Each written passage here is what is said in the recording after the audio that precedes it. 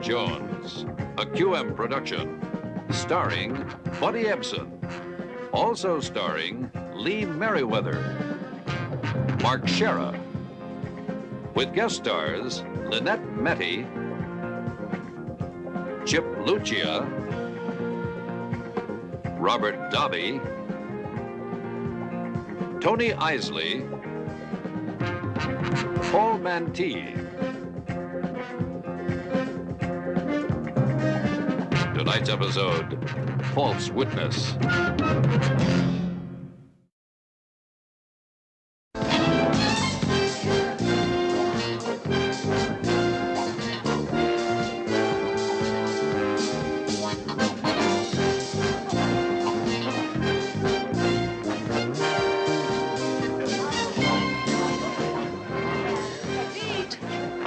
Leaving so soon? Well, you try teaching shop to high school kids all week long, and then you volunteer to do the same thing here 3 nights a week. On top of that, all right? Pete, come on. You can't go until Leslie gets here. The whole point of this party is for Leslie to get to know everyone better. She has been here a week already. You haven't met her yet. She doesn't know what she's missing, and you can tell her that I have a sparkling wit and that I'm a bright conversationalist. Mr. Humble. Yeah, really, I got him happy. Good night. Ciao. Oh, I wonder where she could be. She better get here soon, or I am going to eat all these hors d'oeuvres all by myself.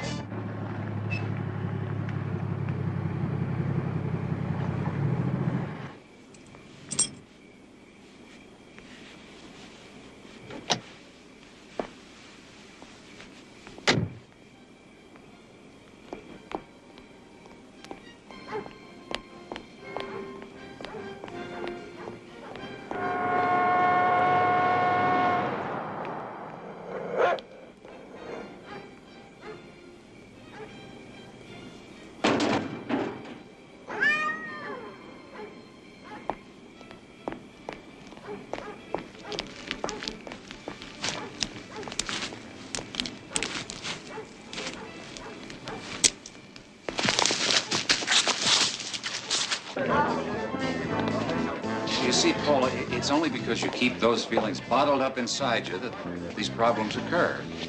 We'll talk more about this tomorrow. Poor Dr. Jessup. No rest for the weary. I seem to remember Freud taking some time out for parties. Beginning to sound like my wife, but where is Leslie anyway? It's 8:30. Yeah. I spoke to her on the phone and called her out, and she was just leaving the house. Well, I just called.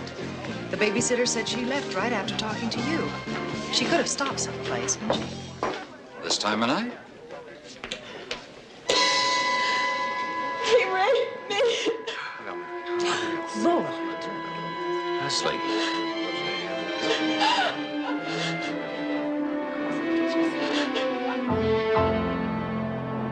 It's a nightmare for her, Barnaby. I mean, that's the only word I can think of to describe it. How's Leslie holding up? Well, I haven't talked to her. Nathan answered the phone when I called yesterday. Said she felt she needed more time to be alone. Yes, that's understandable. But given time, I'm sure she'll come around with the help of her family and friends like you. Well, here's the graphology report on the Rankin extortion case. I better get to that type. Oh, Betty, probably going to want to hear this. I ran into Lieutenant Biddle at police headquarters. He said they have a guy down there who they think might be Leslie's attacker. They have? Yeah, they stopped him for running a red light a couple of blocks from Webster House about the time of the rape. And he'd been drinking. They found out that the car he was driving wasn't his. They must have more if they're calling him a suspect. Yeah, he's got a record for beating up women. The only problem is Leslie doesn't want to go down and pick him out of a lineup. She doesn't? And if he can't charge him, then he has to release him. Well, I know Leslie has every right to be upset, but Betty, why don't you go over and have a talk with her? Take the morning off. Oh, Barnaby, I already feel guilty about taking those extra long lunches I take twice a week for my work down at Webster House. I'd say this is just as important. Thanks.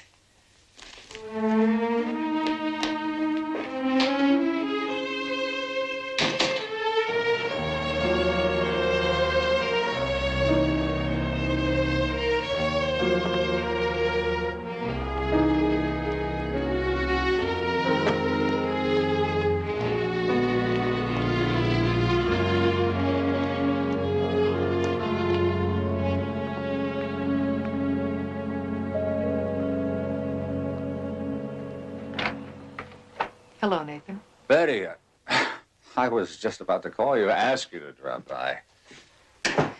Nathan, what's this about Leslie refusing to go to police headquarters? She just sits there. She barely even talks to me. And the baby, she hasn't touched the baby. That's a classic syndrome. She's obviously internalizing her feelings of humiliation, shame. Damn it. It's my wife I'm talking about, not some textbook therapy case. I've never felt so completely helpless in my life. But maybe you could say something that I can't. Something to reach her.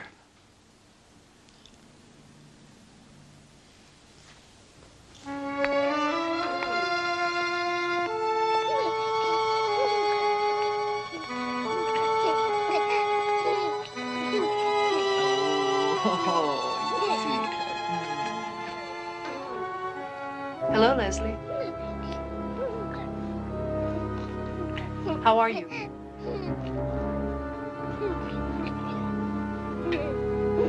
Oh, you dumb baby. You know, I can't believe how much Cheryl's grown since I saw her last. Oh, you little sweet baby.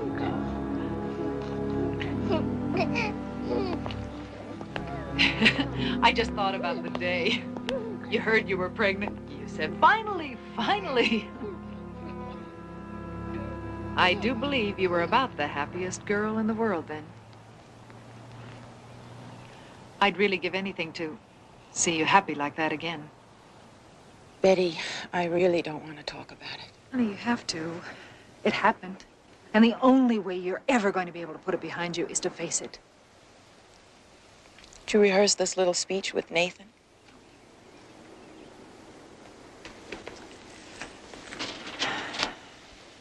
Look, he's hurting too. I don't know what to say to people. What? Everybody knows. You're talking as though you sound like you feel you're to blame for what happened. I just feel so dirty.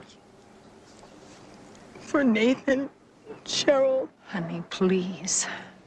Don't put that on yourself.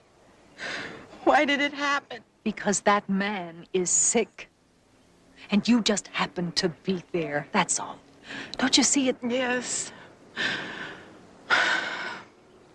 I just need time to think it through. You'll have time. But honey, the police can't hold that man forever. Well, maybe he's not the right man. Maybe he is.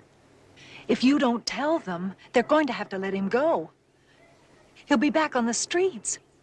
What happens if he hurts someone else? What about the next woman he rapes and maybe kills? Don't, I'm not responsible for that. Oh, I'm sorry you are. Leslie, you are responsible. And I don't mean just to yourself. To me, to every woman, to... You owe it to her. What kind of a world is Cheryl going to grow up in if we don't do something about it?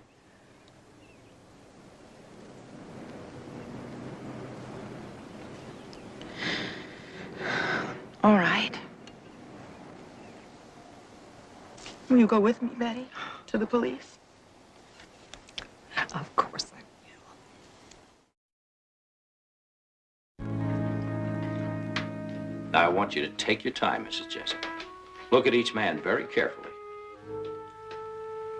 I don't think he's there, Lieutenant. You haven't really looked, Mrs. Jessup. John, this isn't easy for her. I appreciate that, Betty, but please, Mrs. Jessup, won't you take another look?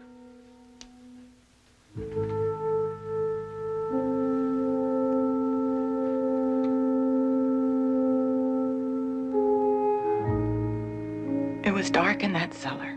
I could hardly see. Anything, Mrs. Jessup. A familiar gesture. something in the way he carries himself. Anything like that could be useful.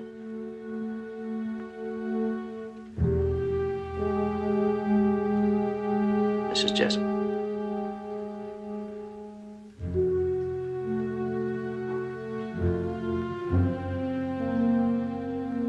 That's him, the one in the middle. That's the man. Are you sure? Yes.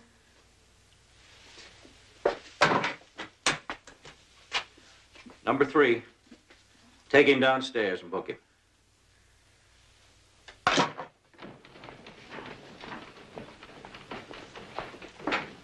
Arraignment will be tomorrow morning. We won't need you in court, Mrs. Jessup, until the preliminary hearing in 2 weeks. Excuse me, Lieutenant, can I bail out my brother now? Oh, I'm sorry, Mr. Tucker. I'm afraid Eddie will be our guest a little longer. We'll be adding charges to the ones already filed. More charges? If I were you, I'd hire a good lawyer. Jay, they're hanging me for something I didn't do. Get me out of here. Oh, excuse me.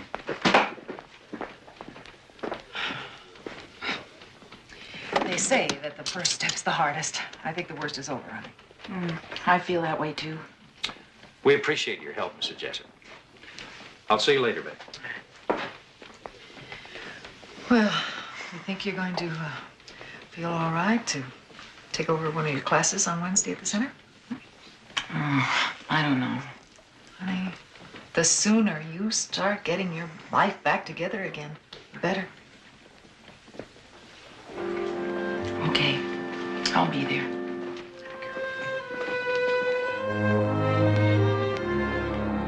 I said, what if you don't have the experience and the interviewer wants all your references? Oh, well, don't lie, for one thing. Be straight, sincere. It'll impress them to know that you really want the job. Remember that on a job interview, attitude is the key word. Well, how do you make yourself comfortable in this dude's office? I mean, are you allowed to smoke? What? To smoke. Oh, yes, Eric. Oh, wait a minute. Didn't you say last week that we should at least ask for permission before we smoked? Or, I mean, anything like that? Yes, I did. I'm sorry. Well, at the present time, Mr. Martyr, she types 40 words a minute, but as I understand, she is improving every day.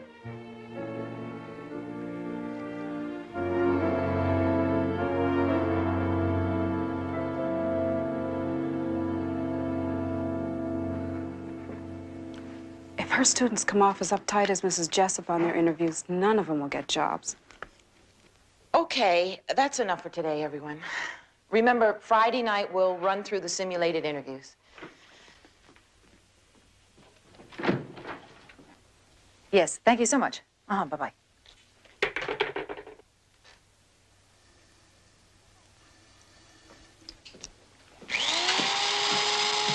Are you all right? Oh, this idea of throwing myself back into my work wasn't all it's cracked up to be.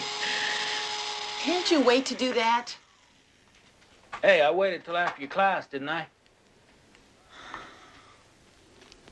All right. Come on, relax. I know it's rough, but you're gonna come through. I know you are.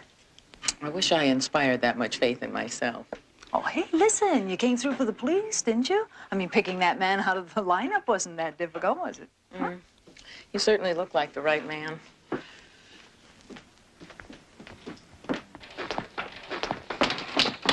Leslie, did I hear what I thought you said? He looked like the man? Tucker was the man, wasn't he? Sure. I mean, I told everyone it was dark in that cellar. Leslie, you made a positive identification. Well, you saw how nervous he was. He wouldn't have been so nervous if he didn't have something to hide, would he? Leslie, do you hear what you're saying? Of course he was nervous. I mean, he was pulled off the streets and put in front of a police lineup. Who wouldn't be nervous? I picked the right man, didn't I? Tucker was the suspect. Well, yes, but... Well, isn't that what you wanted? An end to this nightmare? Okay, picking Tucker was an end. Of course he's the right man. Leslie, I don't want to talk about it anymore.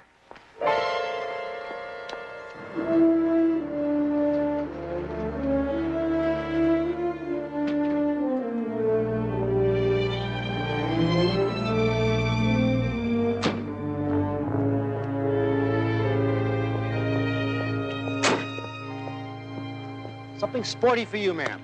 I'm afraid I'm not in the market, Mr. Tucker. Wait a minute. Police headquarters, right? Yes. You're the one that identified my brother? No, I'm Betty Jones. I am a friend of Mrs. Jessup's, though. What do you want? I'd like to talk to you about the police report you filed. Thanks to your friend, I'm having to take out a second mortgage on my home. They just boosted Eddie's bail to $40,000, and for what? For running a red light in a car he borrowed from the lot. Employees do that all the time. He works here? Yes, 2 weeks since he came down from Portland. I got him hired on as a junior salesman. Well, what I'm really interested in is the time that you mentioned in his alibi. You said he left here at 8:15? Around 8:15. He had to be at some dumb poker game at 8 o'clock, and he was late. The gambling and the drinking, that kid's a heartache to me. What you're saying is that he was here while the attack on Mrs. Jessup was still going on. That's what I keep trying to tell the police, but nobody's going to take my word against that lady's. They think I'm lying because Eddie's my brother. Listen, he's made a lot of mistakes in his life. But Eddie is no rapist. That's an innocent man. You and your friend are railroading.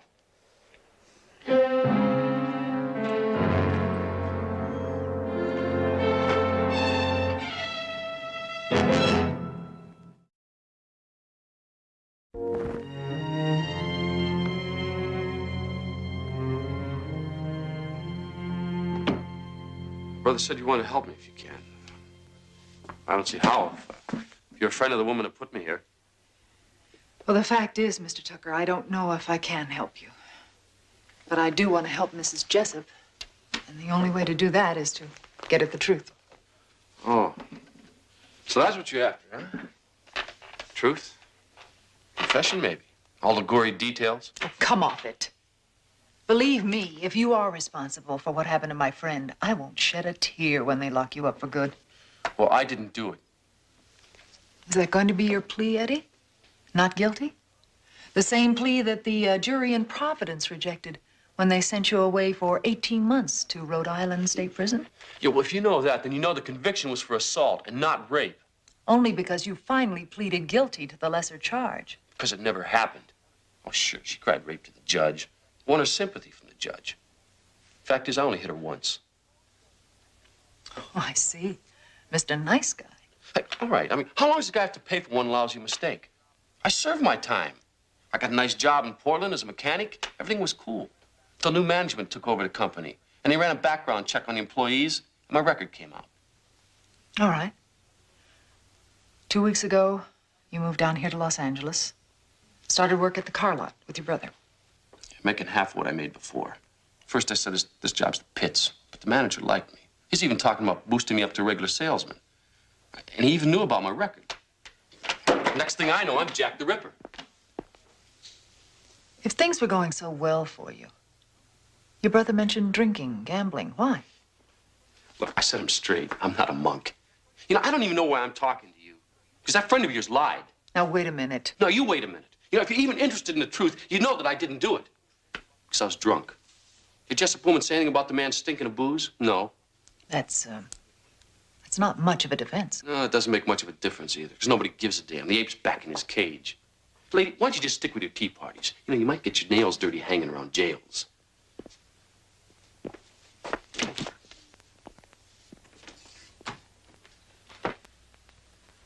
Oh, it's not what he said. So, all right, it's what I felt. Did you believe him? I don't know, JR. I just think there's room for doubt. Nothing Tucker says discounts Leslie's identification. No one knows that better than I. The stigma of rape hangs over that man's head because I pushed Leslie into that identification. All right, look, if Leslie sticks by her ID, the police are going to go ahead with their case against Tucker. But there is a simple enough solution. Right. If Leslie reconsiders and admits that she might have made a mistake in the identification, and if this bothers you that much, Betty, why don't you talk with her? I still might be able to reach her. She has a class at the center. I shouldn't have to say this, Betty, but you were perfectly right in encouraging her to make the identification. If she made a mistake, that's her responsibility. I could chant that over and over again to myself, Barnaby. It still won't wipe Eddie Tucker's face from my mind. Thanks for saying it anyway. See ya.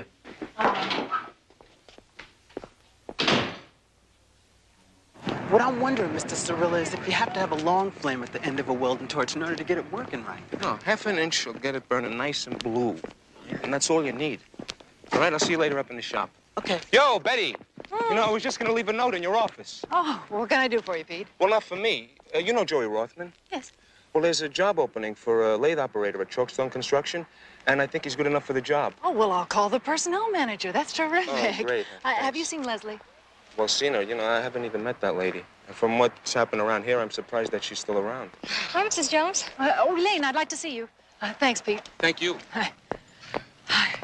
I'm a little late for typing. I'll walk along with you. I got a call from Mr. Martyr of Great Pacific Insurance Company. You have your appointment tomorrow morning, and there is the address. So soon? I don't think I'm ready. What am I going to say? Honey, relax. You'll have plenty of time in Mrs. Jessup's class tonight to go over everything that we've taught you about job interviews. I sure hope Mrs. Jessup's got her act together by tonight. Elaine, don't you think you're being a bit harsh? Oh, no, I didn't mean it that way. I know it's been rough on her. But at least the police nailed the guy. It's too bad they didn't get the one who got me. I mean, if only they had cut down all the bushes sooner or put up more lights. Elaine, wait.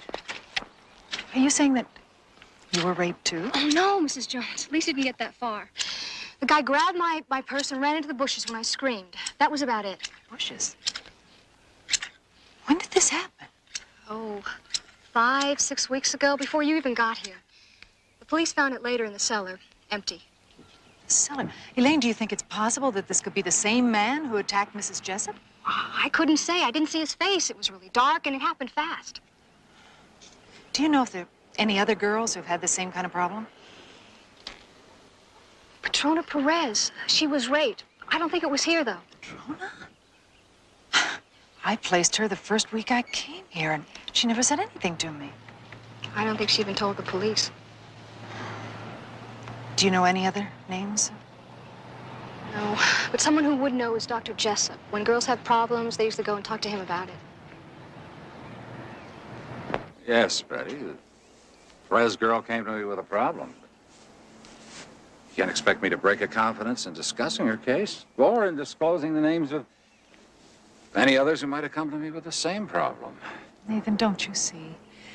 If there were other girls at Webster House who were victims or near victims of the rapist, and it can be proved that the attacker in each case was the same man, then that would clear Tucker. He was living in Portland until 2 weeks ago. Betty, why are you doing this? Why can't you just let the wounds heal? Forget about it like I have to forget. Leslie, please believe me. I'm doing this because I'm your friend. We may have made a horrible mistake. I'm talking about a man's life. Well, the police don't think I made a mistake. Leslie, You didn't go through the hell I went through, Betty. Staring into that madman's face. Those angry brown eyes. Honey, you've never said anything about the color of his eyes. Please, I need to know there's someone who understands what I'm going through. Look, Betty, I believe that what you're doing, that you think it's right, but you're mistaken. You weren't there. You know I wouldn't lie about a thing like that. of course you wouldn't, not intentionally. But, honey, isn't it possible that you're remembering the color of his eyes after the fact? After you've seen Eddie Tucker, whose eyes happen to be brown? No, it isn't possible. Look, Betty, I'm going to be needing a little more time to myself. I see. What about your work at the center? You'll just have to get along without me.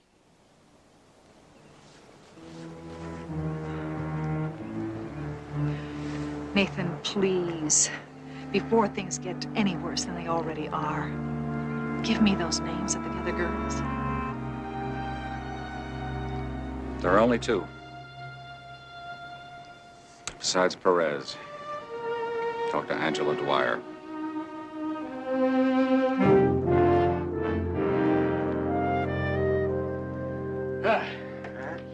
I can't wait to shower and wash out the smell of this joint. Go to my place. Did Mr. Constantino say what time he wanted me on the lot tomorrow? I have to talk to you about that. The boss feels that under the circumstances, with the publicity and everything, that What? maybe it'd be better if you... Maybe took a vacation? Well, There goes the sales job. he didn't say that. Ted Jessup's fault. It's always some woman. Eddie, what are you gonna do? You don't want to know, Jay. Wait a minute. I had to put up the house to get you out of here, everything I own. Now, you gotta stay straight. I mean it. Just stay away from that woman. Sure, Jay.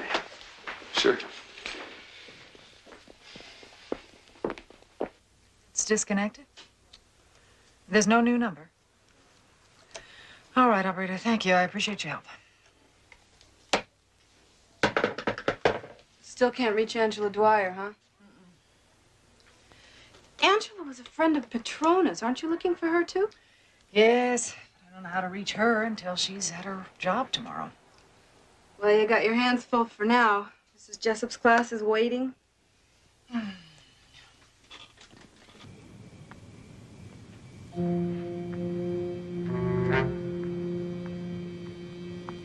And, then one summer when I was 16, my uncle gave me a job. Elaine, wait a minute. Did everybody catch it?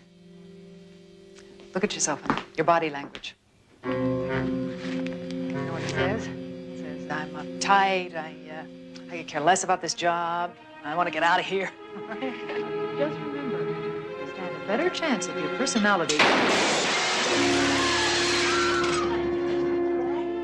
Mrs. Jones, are you all right?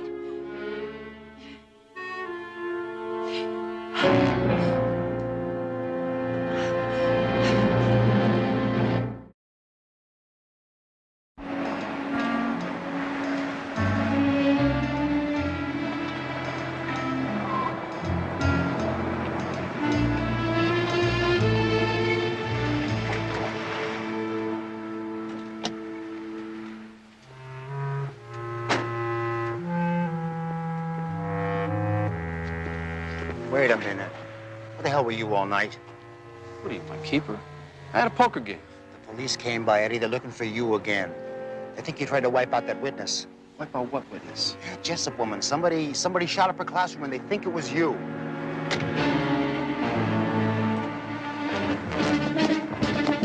Eddie, don't run!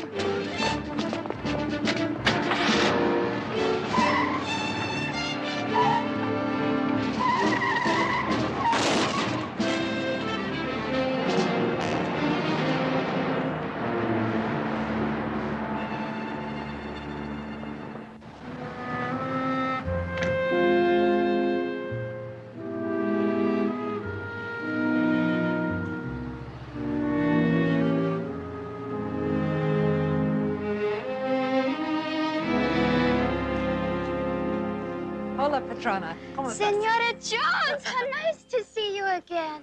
What happened? Oh, it's just a little accident. Petrona, how are you enjoying your job? It's wonderful. I have you to thank. They would have revoked my green card if I didn't find a job after the dress shop closed down. Petrona, I came here for another reason. Yes? I wanted to talk to you about something that happened to you while you were still coming to Webster House. Something that you never told me. Something bad. A man raped you, didn't he? Yes. Did it happen at Webster House? No. It happened in the hallway of my apartment building. I was coming home one night. Coming home? From Webster House? Yes. Go on. He pulled me into the laundry room, and he... Petrona, did he have a gun? Yes, but he didn't use it. I think it was so I wouldn't scream. Can you describe it? What did it look like? Just a gun. You know, Like the kind a policeman would have. It was white, where you hold it. A white-handled gun. I think so. Truno, I want you to look at this very carefully. Is this a picture of the man who attacked you? It was dark. The light bulbs, they were all broken. He could have been the man. Maybe. Maybe. One other thing before I go. Would you have any idea where I might be able to reach Angela Dwyer? Angela? No, I don't think she ever found a job through Webster House. Wait. She once asked me to go with her to where she takes dancing lessons. A dance class? Where? In the valley somewhere. I couldn't go. But why don't you ask Mr. Cerilla? Pete Cirilla? Our shop instructor? He took her out a couple of times. There you go. All right. There you go. All right, it's your turn, Eric. Good luck. Hey, Betty. So what was the name of that girl again? Pete, if you're stalling because you dated a girl against the rules, I don't care about that, really. It's important that I find Angela. Well, all right. I mean, what the hey, right? It's not like I can lose my job, is it? Right. Yeah, sure. You know, Angela went out with me a couple of times, but where you can find her, I mean, I don't have the foggiest idea. Hey, I'm sorry. That's all right. Listen, can I use your phone? Oh, yeah, go ahead. It's right in Thanks. the back over there, Thank all right? you.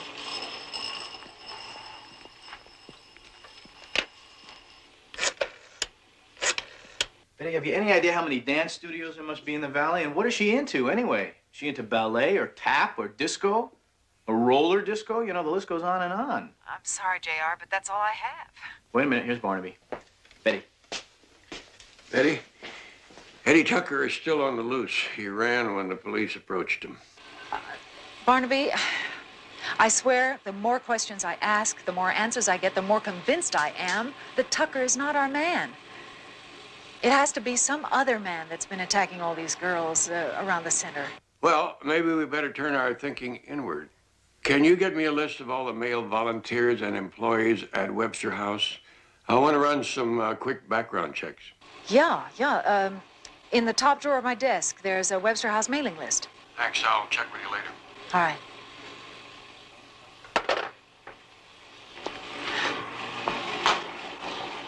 Thanks a lot, Abe. Hey, it's okay. Bye. All right.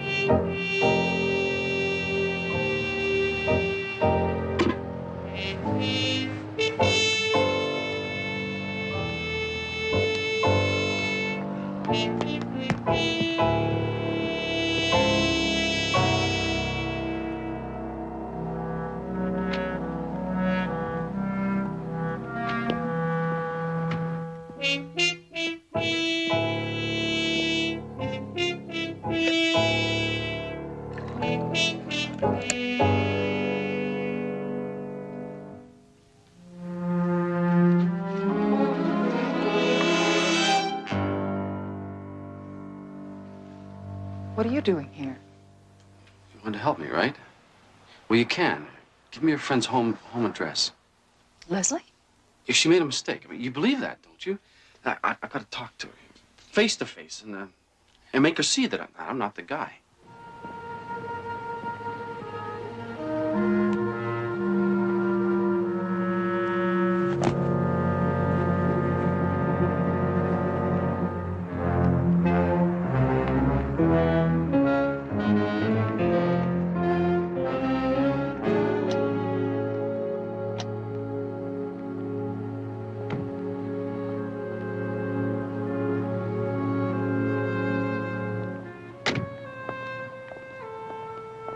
You really shouldn't be here. You should turn yourself in. You're not doing yourself any good being here. Thanks for nothing, lady.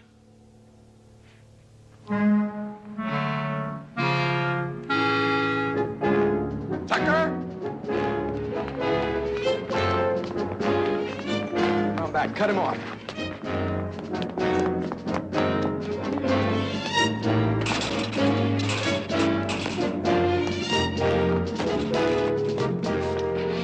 All right, hold it right there, mister. All right, all right. Hands on your head.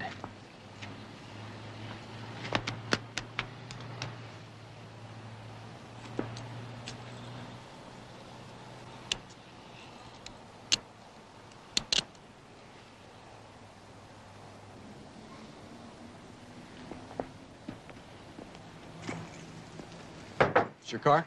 Yeah, what of it?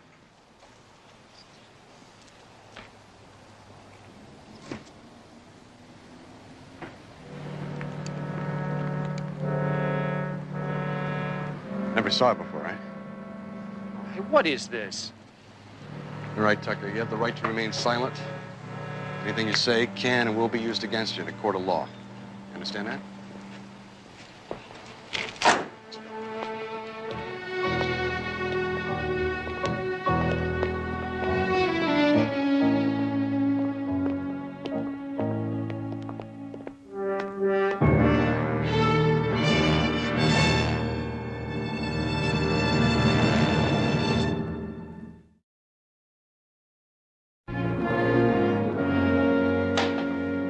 Tucker isn't helping us very much.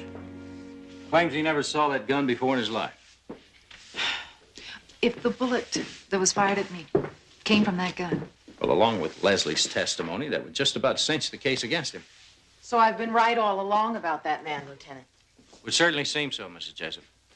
Betty?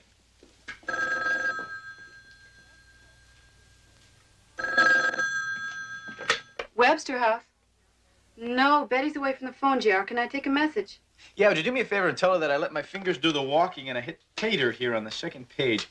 Angela Dwyer is enrolled at the Carmel School of Dance and Music on Barham. I still can't believe that I could have been that wrong about Tucker.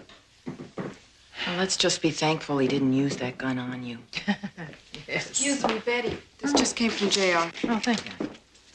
Angela Dwyer. Yeah, he said to say you could catch her there if you hurry. Okay, thank you.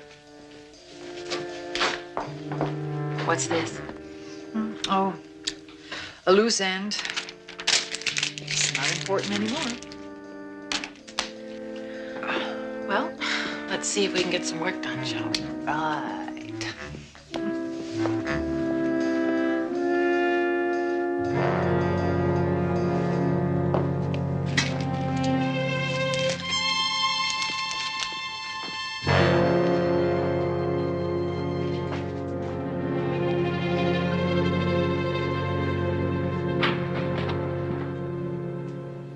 Hi, how'd your hot date with the police computer go? Well, no name exactly jumped off that list. No police record or anything like that. Back to square one, huh? Not necessarily. One name that just didn't add up. No driver's license and a social security number non-existent. You think it's an alias? Or a mistake.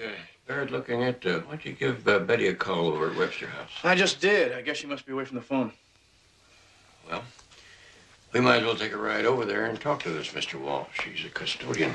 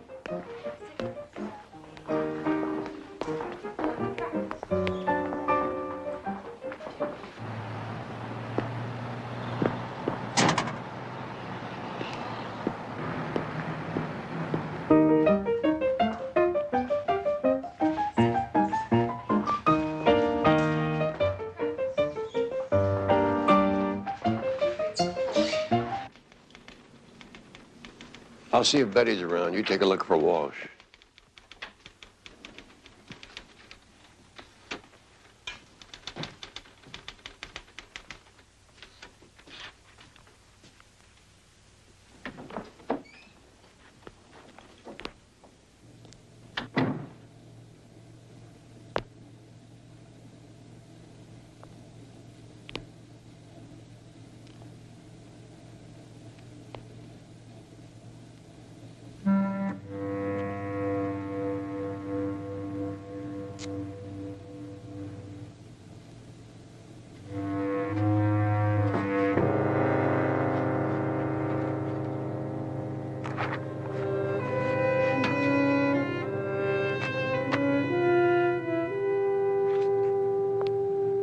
No, I guess Betty left for the dance studio.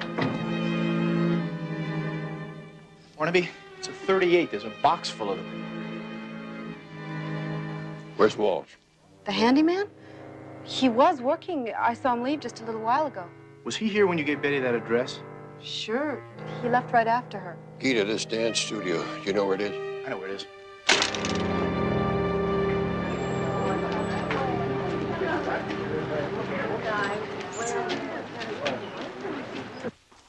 I'll lock up when I'm ready to leave, Mrs. Foster.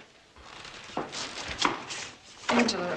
Look, I told all this to the police once before. Some creep was hiding in the backseat of my car one night, and that's all I know. Angela, is this a picture of the man? No. The cops made up one of those drawings. Composite, you mean? Right. Only why should they be thinking to look around the Webster house? I mean, wouldn't I know him if I'd seen him around that place before? Not necessarily. A lot of people come and go all the time. If he works there or occasionally comes there, he could have seen you and followed you.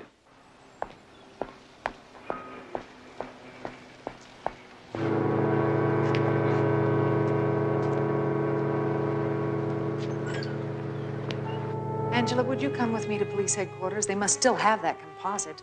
We might be able to clear an innocent man. Sure. Thanks. Oh, my God, it's him. You just couldn't leave things alone, could you?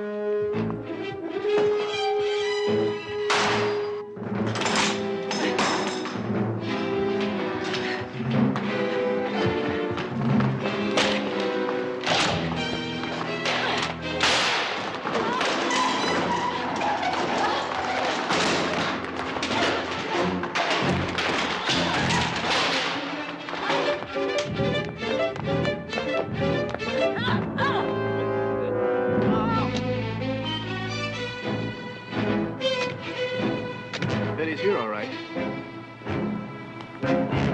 Wait a minute. What's the matter? What's going on?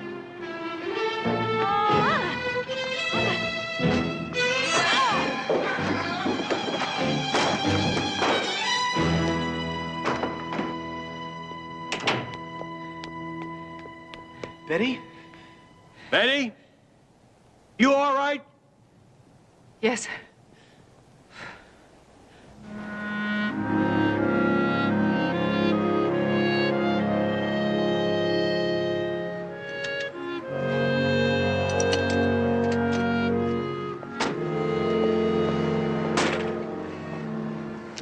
Oh, I still don't know what to say to him, Betty.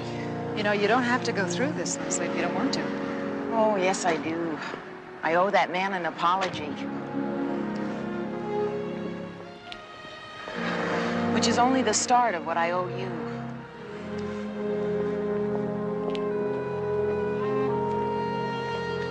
I'd say that Leslie's going to make it all right. I know she will. You know, it's terrific how we were right about Tucker all the time, isn't it, Betty? Don't you think? Huh?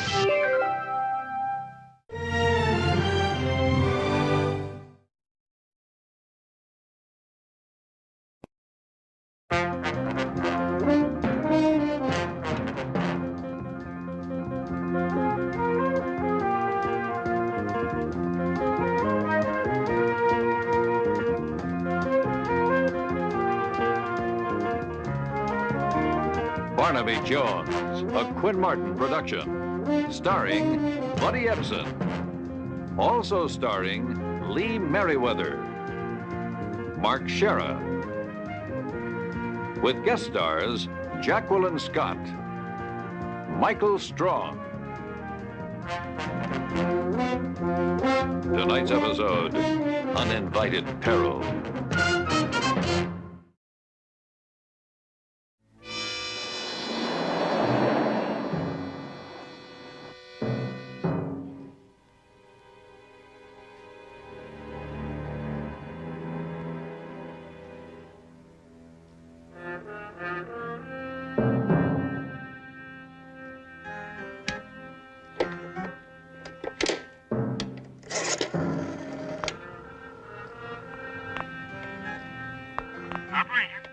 Operator, I need to talk to a Mrs. Verna Compton, Denver, Colorado. Collect, please.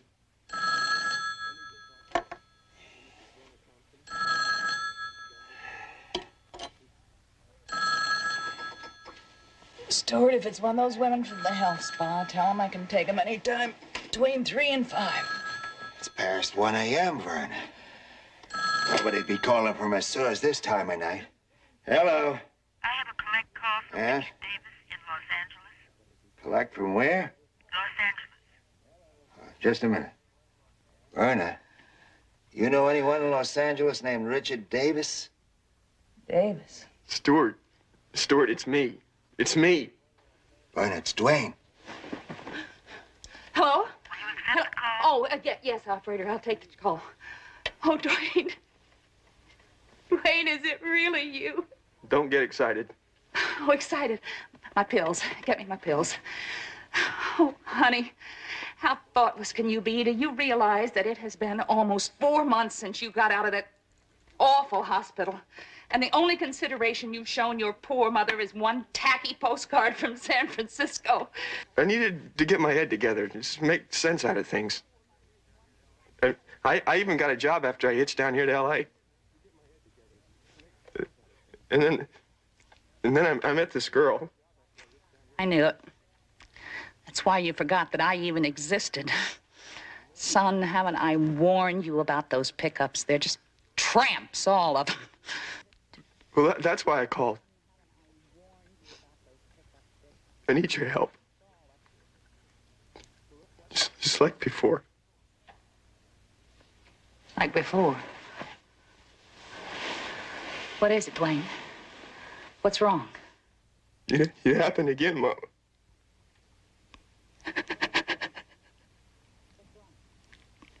Oh, my Lord. What is it? Are you sure, Dwayne? Are you sure? Yes, but I couldn't help myself. She's just like all those other girls. She's just filth. Mama, help me. I don't know what to do. It's all right, son. Stuart and I'll be on the next plane for Los Angeles. Verna, what's going on? Just get some clothes on and pack some things for us. Dwayne, what's that address where you're at? It's the Marco Apartments, 5th and West Room. Mom! And that name you're using, Richard what? It's Davis, but Mom, I can't stay here. Son, just get hold of yourself. Now listen to me. Listen very carefully. You can't let them find what you did, like the last time. You know what I mean? This time, you must get rid of it. No, I can't. No. Now, while it's still dark, you have got to take it out in the woods somewhere and bury it. Bury it? That's right. And then you go back to your room and wait for us. I'll try. But hurry, please.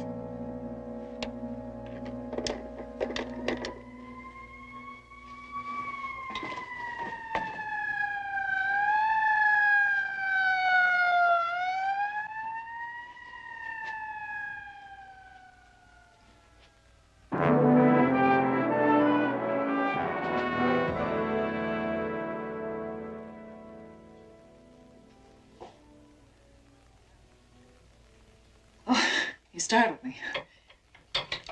I didn't hear you come in. I'm sorry. I'm looking for the Barnaby Jones that's listed in the phone book as an investigator. Well, I expect him back in a few minutes. Can I help you? Verna? Oh, there's someone here. I'm Verna Davis. This is my husband, Stuart. Well, I'm Betty Jones, Barnaby's daughter-in-law, his secretary. What did you want to see him about? Well, it's about my son, Dwayne. This sweet, lovely boy has disappeared. He's just vanished. And Richard's a good boy. I mean, he's never been in any trouble in his life. Didn't you just call him Dwayne? Oh, did I? Do you mind if I sit down? Certainly. He goes by Richard himself now. He thinks it's more manly, but I just can't get used to it. Richard Davis.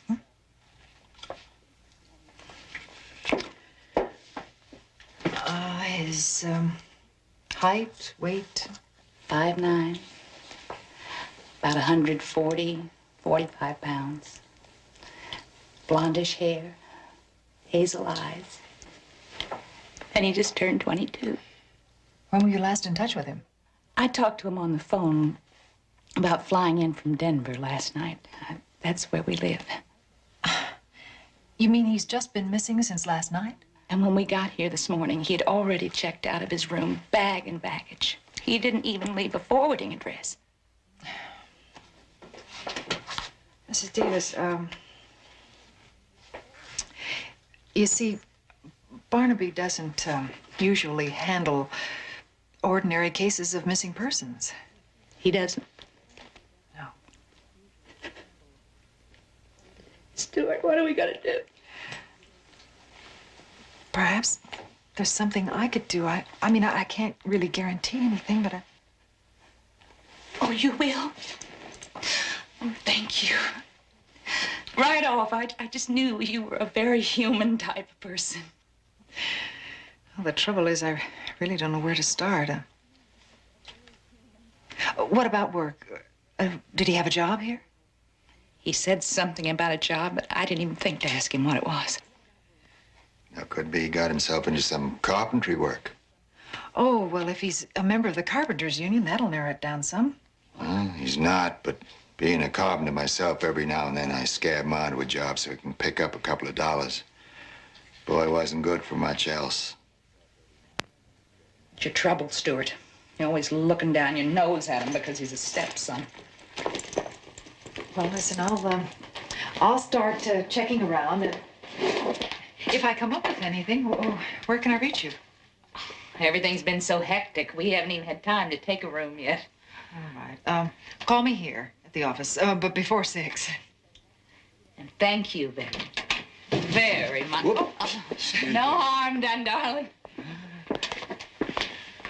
Betty, did the insurance company send over the list of stolen items from the Relics warehouse here?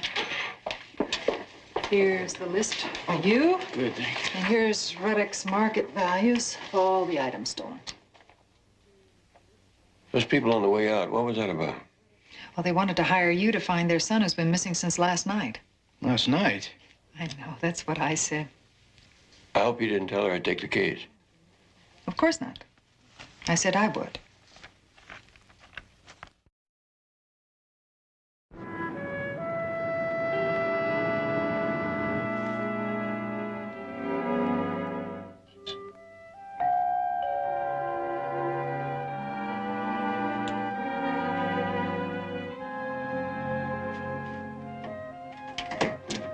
It's us. Oh, just a second. I hope you don't mind us just dropping in like this. Well, no, that's all right. Oh, what a lovely apartment. Oh, I'm sorry, come on in. Oh, please. I'd love to know how you found my address. Oh, it wasn't easy considering how many Joneses there are in the phone book. It was just lucky I was able to match one of them with that bill I saw from Carstairs department store on your desk. This is for you. Chocolate-covered cherries. Grandma always said, never visit empty-handed. Well, that's very thoughtful of you. I really expected you to call at the office. Oh, I did, didn't I, Stuart? Well, You'd you already see. gone. Nothing, huh? I can see it in your face. I just know something dreadful's happened to that boy. Oh, Berna, don't worry so. The lady's doing the best she can, I'm sure. She's got to get off her feet a while. Oh, I'm sorry. Please, sit down. Can I get you some coffee? Tea, perhaps? Oh, no, no stimulants, the doctor said. Oh. Oh, that boy. That boy. Yeah, you really didn't give me a chance to tell you. I have turned up one possible lead. You did? Mm-hmm. One of the jobbers that I talked to, who hires non-union carpenters, said that he really couldn't remember the name, but that a young man answering Richard's description left him for a job in a lumber yard. Did you hear that, Stuart? Did he say what lumber yard? No, but I've been running down all the ones in the phone book, and if that doesn't turn up anything, well, we'll try something else. Like what? Well, we'll cross that bridge when we get to it. Guess Meanwhile, I imagine you're about as tired as I am. I mean, it's been a long day. I'm rather anxious to get some sleep. Oh, yeah, I'm sure. You must be tired. What is it? Easy, Verna. What is Now, take it easy. Are you all It's the right? heart. Acts up every now and then. Can we have some water, please? Well, shouldn't I call a doctor? No, don't do that. I'll be all right, Betty. I just have to get some rest for a few hours. Yeah, you will. Your hotel, is it far from here? Go on, Stuart. Tell her where our hotel Well, the is. ones we looked at are pretty expensive. Got to watch our pennies, you know. You mean you don't have a place to stay yet? Now, don't you worry your mind about that. We'll find something. Verna, you're going to kill yourself. Well, if I do, it's not going to be on this kind lady's floor. Now, come on, Stuart. Betty, will you please talk to her? Oh, well, I suppose you could rest here. Oh, what a neighborly thing to do. I mean, it's just that I'm not really set up for house guests. Oh, this couch will suit me just fine. And Stuart can, we can push those 2 chairs right up to the ottoman.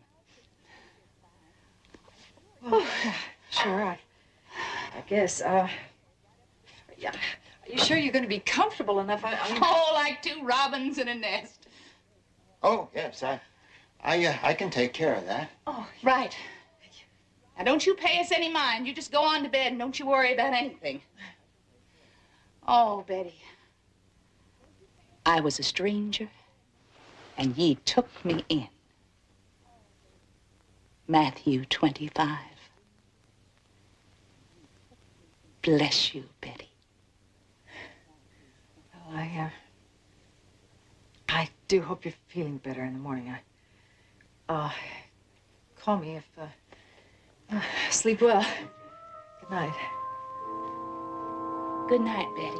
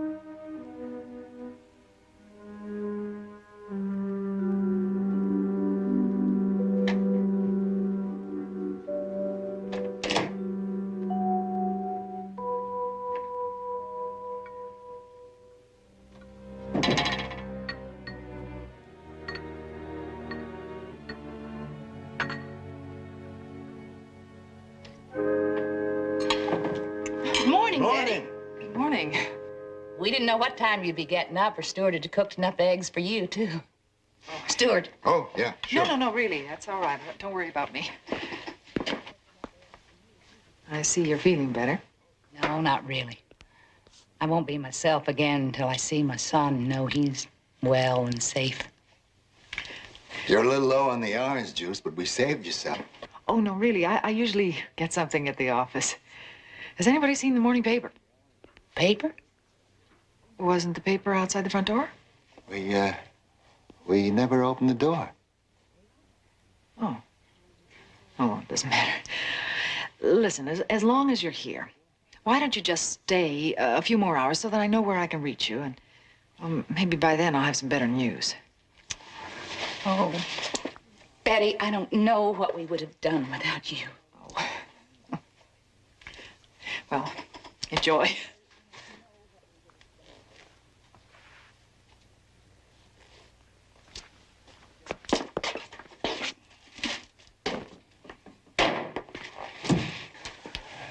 What's gonna happen when she sees this? Well, what if she recognizes that this is Dwayne? You'd like that, wouldn't you? No. No, I like that boy. You know that. No, you don't. But it doesn't matter as long as you keep it in your mind that I am never going to let them take him back to that awful hospital again. And if anybody gets in my way, kill him.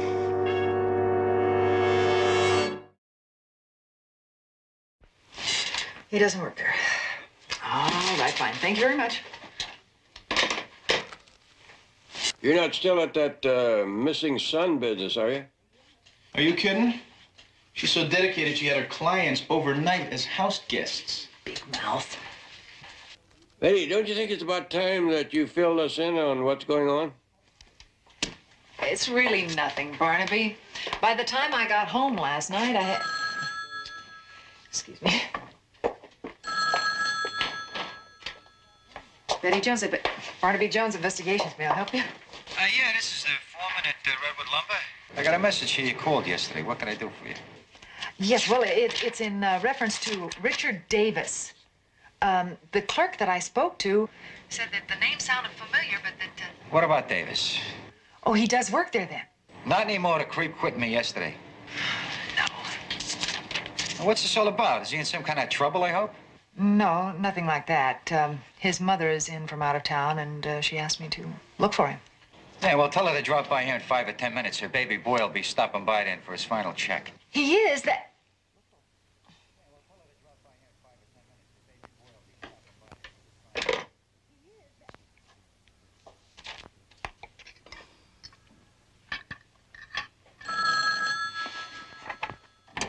Hello?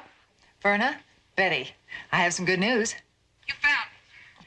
Well, I think so. But you're going to have to get there fast before he gets away again. Where is it? It's the Redwood Lumber Yard. Tell me how to get there. All right, you take the downtown freeway to the Wallace off-ramp, and you take Wallace east to Glendon, and that's it. Now, wait a minute. It's the Wallace off-ramp, and then Glendon? East to Glendon. Listen, there isn't much time. I'm closer. I'd better drive over there and make sure you don't miss Richard in case you have trouble finding the place, all right? No, we're on our way. Come on.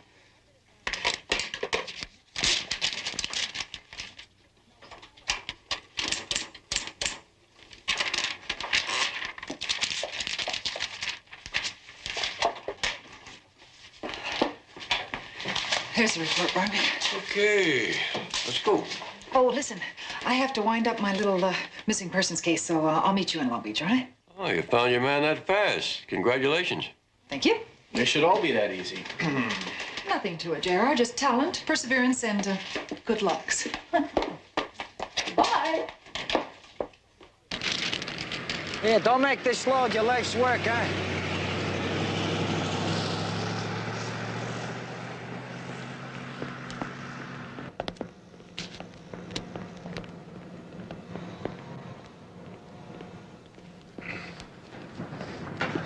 Hello, Mr. Winchell. My paycheck ready? Yeah, I'll be with you in a minute, kid.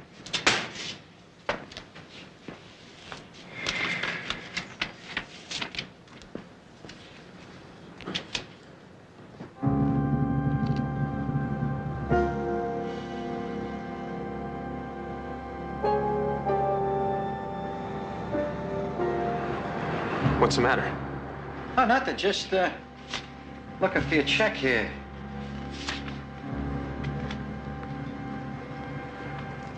There must have been some Donnybrook you got in the other night to get your face all scratched up like that. How'd you know I got it scratched? Well, I saw it when you came by yesterday. Look, it seems like they didn't put your check in this batch. What are you trying to pull? Nothing, I'll just call the main office and they'll send it right over, no problem.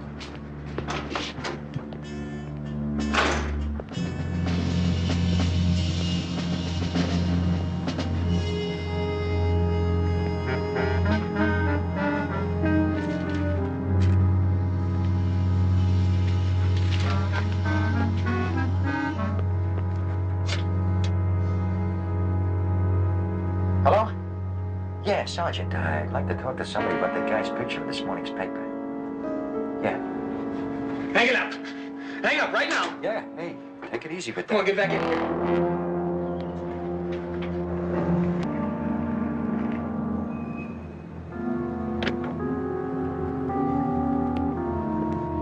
Your check is here. I won't be able to cash it now.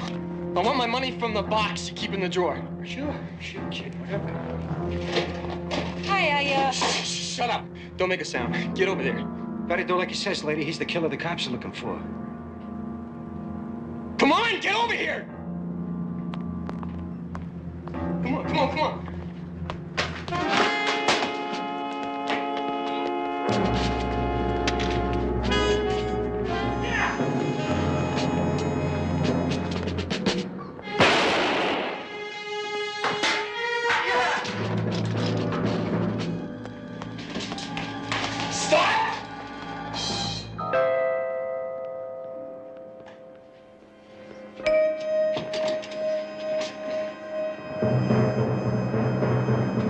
Is that your car out there? Yes. All right. You're gonna drive us out of here. Go on. You're in no condition. Go on.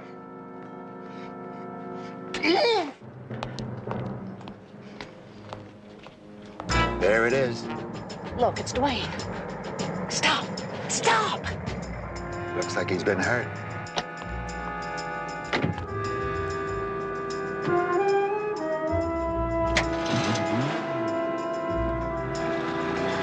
Follow.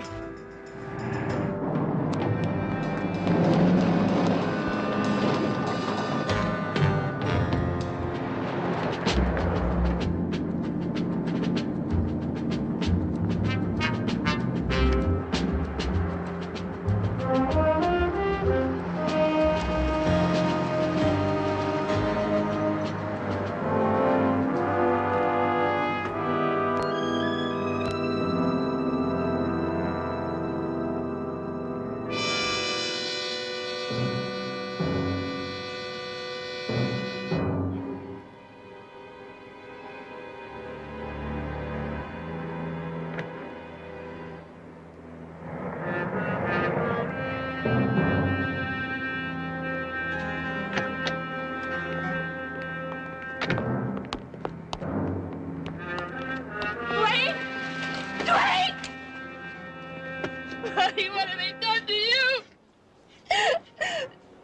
It's all right, honey. Mama's here. Everything's gonna be all right. He's bleeding bad. I'll get an ambulance. Oh, Betty, no. Don't get an ambulance. I mean, I can take care of him. He's gonna be all right. Verna, he's been shot. He could die. But they're not gonna lock him up again. You hear me? Never. Verna. They are never going to take him away from me again.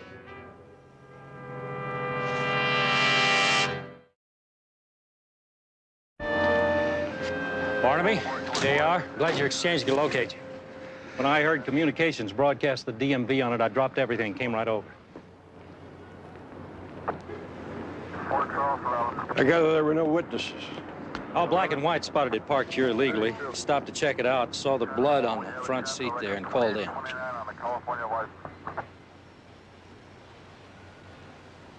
Well, there's no way of telling whether it was in the car when whatever happened, right? No, but if it was stolen, she would have reported it by now, wouldn't she? Yeah, I guess. Doesn't seem to be any blood on the driver's side. Meaning that the driver was injured after moving over to the passenger side, or there was more than one person in the car. You mind? Of course not. Listen, assuming the car wasn't stolen, you have any idea what Betty was doing that would bring her into this out-of-the-way part of town? When she left the office, she was on her way to try to help some people contact their son. Barnaby! Trail of blood leads all the way along here and then stops right here. Yeah, as if whoever was hurt got into another car. That's where we got it figured. Listen, you better give me the names of those people Betty was trying to help. Well, Lieutenant, we don't know their names. We were working on another case at the time. We never really got into it with her. She probably made some notes. We'll stay in touch.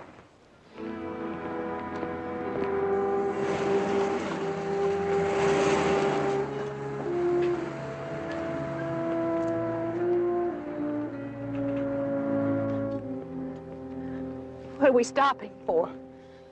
Verna, I don't think those bandages and stuff we got at the drugstore is going to be enough. Damn you, Stuart. I told you hospitals have got to report gunshot wounds. Now get out of here. Don't do it. Are you crazy? He needs a doctor. I can take care of it. He'll be all right. Verna, he's going to bleed to death, right in your arms. I'll check things out first.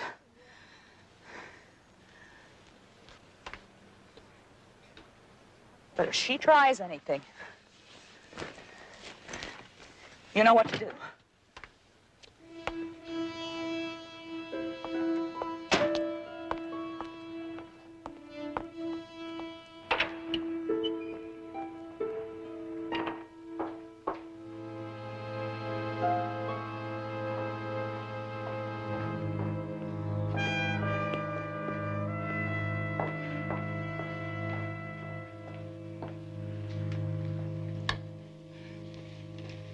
Can I help you?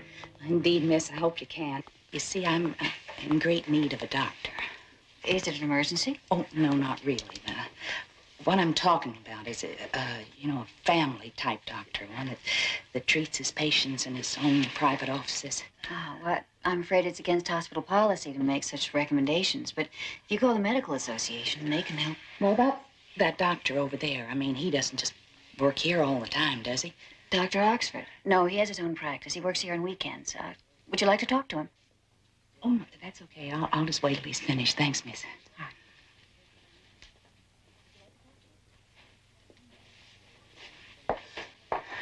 Doctor, please. It's an emergency. Oh, what is it, ma'am? Oh, please. It's my son. He's out in the car and he's been hurt awful bad. All right. I'll have some orderlies bring out a gurney. Oh, no. You shouldn't even move him until you look at him. I think he might be dying. Please. All right. Let's have a look.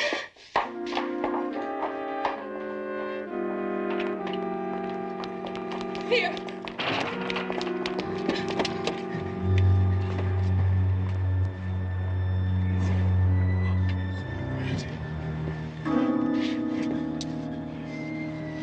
How did this happen?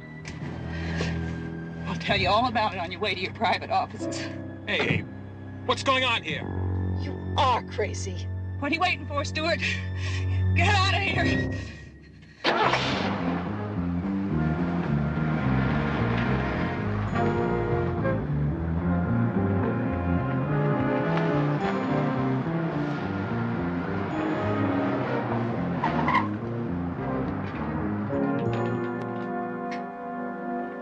Here it is. Richard Davis. Verna and Stuart Davis, Denver, Colorado. Description. Everything's here except where Betty was headed. Checking off phone numbers in this book. Here we are. Lumberyard. Gotten down to Redwood.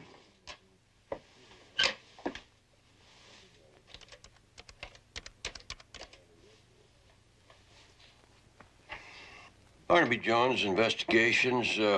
I'm checking on a call that was made to you people within the last couple of hours by a Betty Jones. Well, she was making inquiries about a young man named Richard Davis.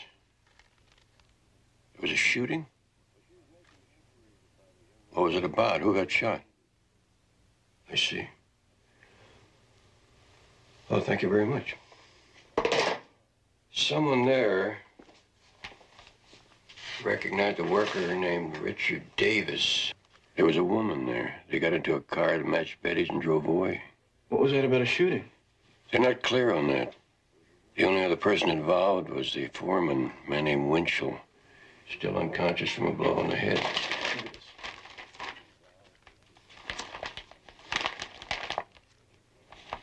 Now, if that's the same Richard Davis that got into a car with Betty... Jedediah, get these over to Lieutenant Biddle. Fill him in. All right. Hurry up! Get him in. Come on. It's all right. Hurry up. Is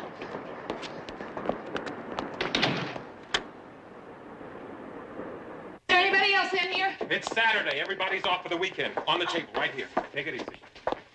Easy. Okay. Ow! Hey, Lift up.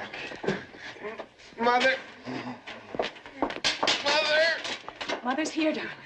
Everything's gonna be all right. Bernard, he's lost so much blood, he should be in a hospital. You get out of here. Come on, out! Stuart, stay out there with her. Doctor, talk to her. Make her understand. Get out!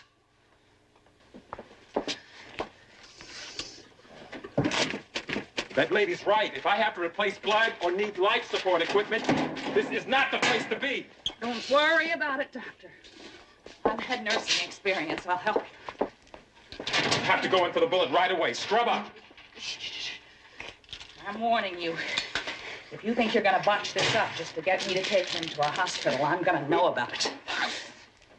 And I'll kill you.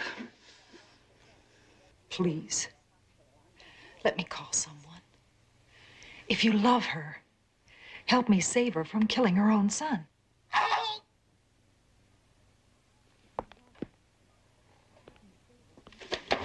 What happened? Don't let her get away!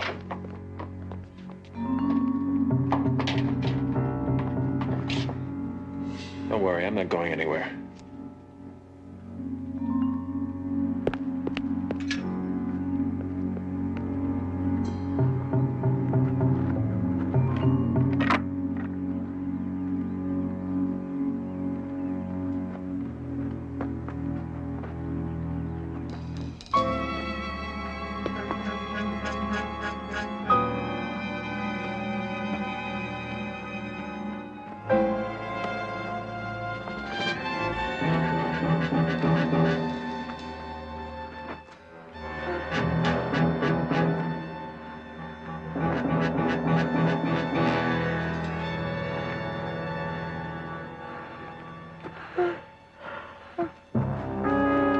Come on, out.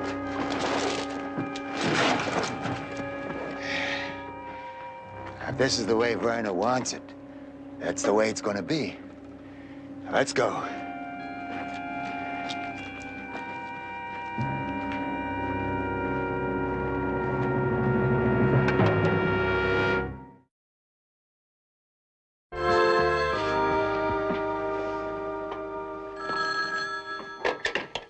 Yes. Barnaby, I got a flyer here out of Denver that identifies Richard Davis as a Dwayne Pearson, an escaped fugitive. Pearson? Yeah, let's see. Father dead, mother married again to a carpenter named Stuart Compton. Davis is just an alias they were all using. Then his mother must have known that he was in trouble all along. Wait, it gets heavier. About 8 months ago, his mother was given a suspended sentence for trying to help Dwayne escape from a Colorado hospital for the criminally insane. Girl in this morning's paper is not the first one he's killed, Barnaby. Barnaby, every hospital in the county's been alerted to report all gunshot wounds directly to me, and to be on the lookout for anyone matching Dwayne's or Betty's description. Now, don't worry, we'll find her.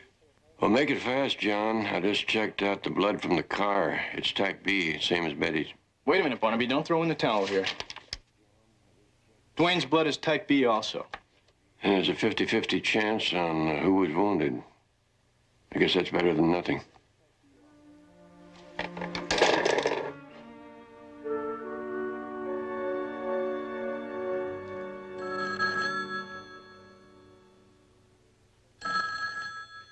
I told you before, let it ring.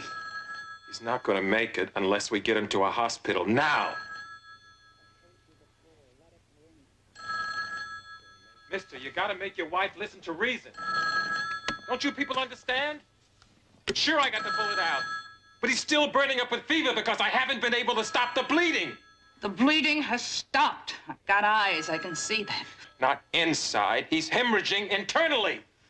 My son's life, if you let him die, I'll kill you. Verna. No! You're talking about my son.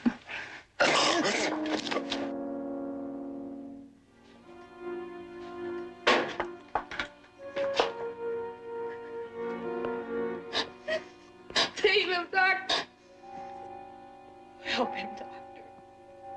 Don't let him die. Make the call. Please. There can still be time. I'd have Verna all to myself. What? If the boy does die, she'd have only me to turn to. I'd have her all to myself. Oh, please, doctor. My poor baby. Help him.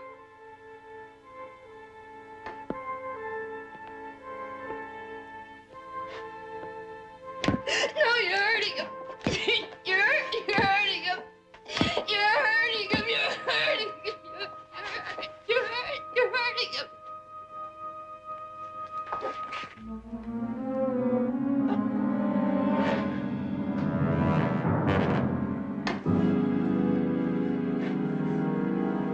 The type of wound I'm talking about would have been made by gunshot, but might not necessarily have been identified as such.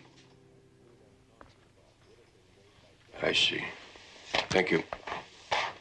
What's all that about? The amount of blood in Betty's car, I would say that whoever was wounded didn't get very far without some kind of medical attention. But I heard Lieutenant Biddle tell you that he's alerted all the hospitals. In the county, but I am concentrating on the hospitals in the vicinity of where the car was found. They'd report a wound as soon as any of the rest, no? Maybe, maybe not. Depends on circumstances. You know, you're right. I think I'll try some of these, too.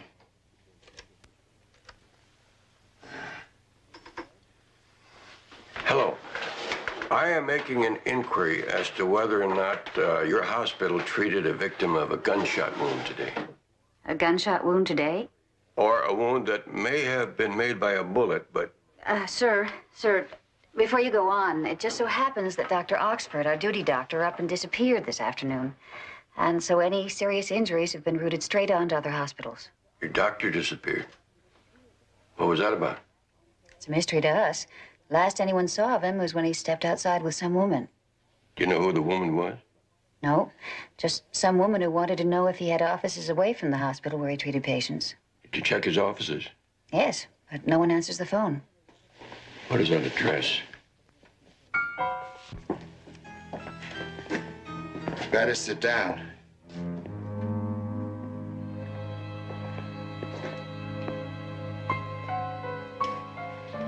Is he dead?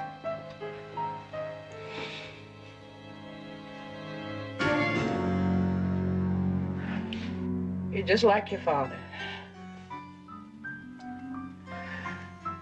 Always getting into trouble trying to do things on your own. I told your father, I said, Billy, you're not man enough to drive a truck. I said, why don't you save your money? You could open a health club and have me to run it for you. And you know what he did? He got behind the wheel of that smelly thing. Drove the whole rig right over a cliff one rainy night. And you're just like him. You're headstrong, you're always fighting. Always want to do everything on your own till you get in trouble. And it's, Mama, help me.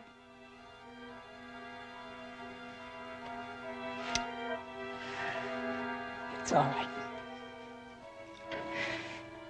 You just rest a while. Don't worry. Mother will take care of everything. Just like I always have.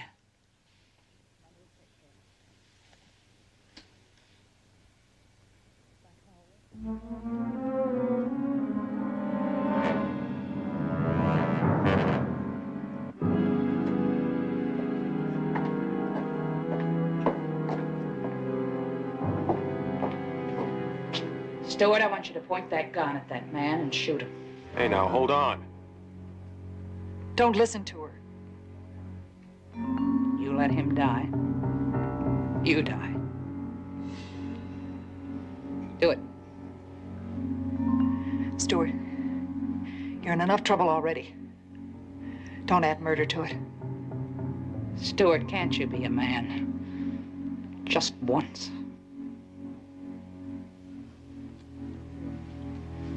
Don't do it, Stewart. Don't let her throw your life away like she threw her son's away. And after him, her. Shoot them both. Stewart? Oh, wait. You married me. All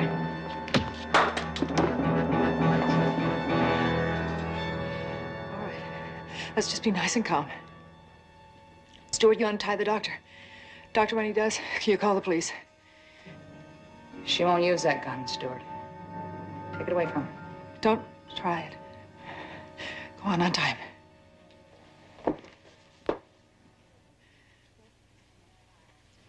It's the kind of man I always wind up with. Jelly for spines and brains to match.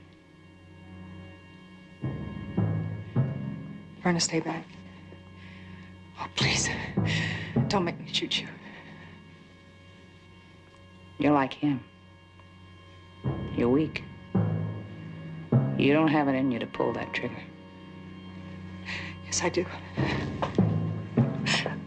I will. Do it, lady. If she gets that gun away from you, she'll kill us both. Shoot her!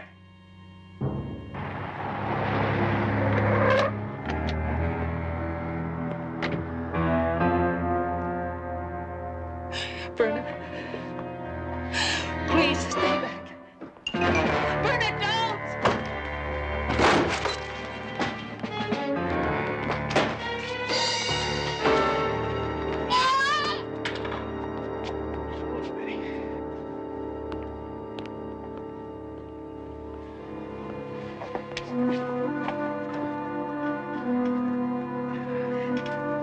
You're right.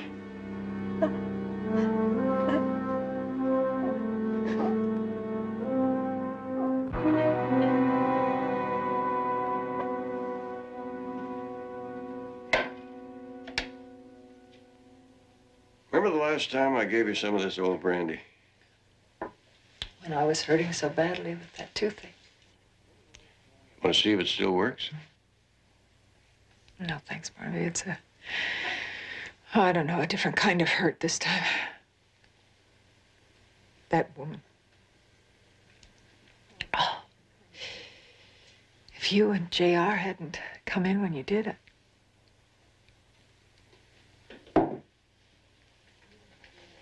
That's something you better come to terms with right now. And don't let it haunt you. Would you have been able to pull that trigger? I was going to say no. I guess that's what I'd like to think, but I know now I would have shot her. And that's why I hurt so much.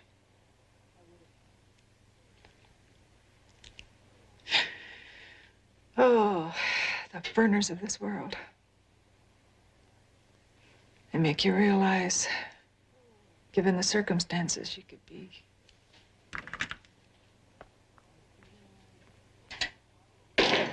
Put that bottle away, Betty. It is champagne tonight. Just made a reservation at the Lucky Rooster for 8:30. The Lucky Rooster? That's pretty posh.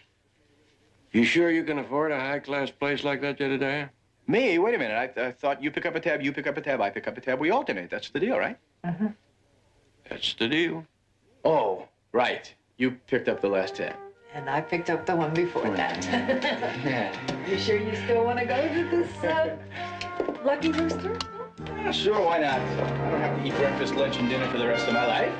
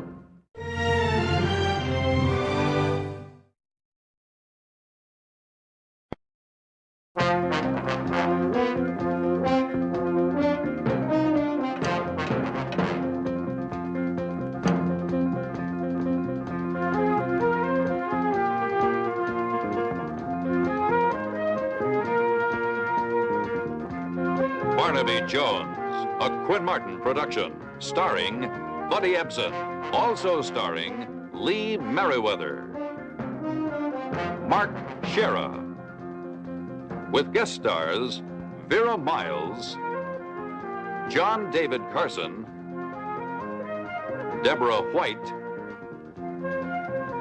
John McLeod, with special guest star Salome Jens. Tonight's episode, The Reincarnation.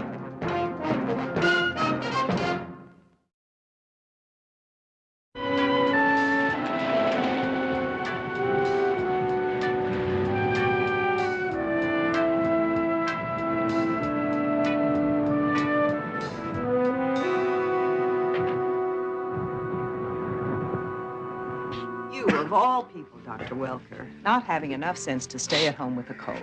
The older I get, the more my patients nag me instead of me them. 3 fingers of brandy for you. That's my remedy for what ails you. Now, you've got to follow my prescription for a change. Oh, Diane, what a lovely party. And you look absolutely magnificent. Thank you, Alice. Diane always looks magnificent. As a matter of fact, I'd say smashing.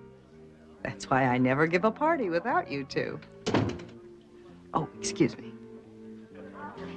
Miriam, you old darling. There for a minute. I thought you weren't going to come. Diane, don't you know better than to say old to divorcee trying to score for the 4th time? I thought you and Greg had already settled on being married. Shh, not so loud. I haven't told him yet. You're impossible. At least I'm always in there swinging. But you, Diane, are doomed to drink your loving cups alone for the rest of your life. Now, don't start playing marriage broker. I'm only trying to be a pal. How in heaven's name do you ever expect to land another man if the first thing the poor fellow sees when he comes in this mausoleum is that thing staring out at him? Yes, I guess I should move it. I will one day. Where's Gwen? Oh, no. That can't be your little niece from San Francisco. Hi, Aunt Diane. Gwen, where have you been? I just went to freshen up. Hi, Miriam. It's good to see you again. It can't be more than 3 years since your last visit here to Lake Crispell. And look at you. She brought her boyfriend, too. They're going to spend a couple of weeks with me. By the way, where is David? Isn't it about time I met him? He went into the village on some business. I thought he'd be back by now. There he is.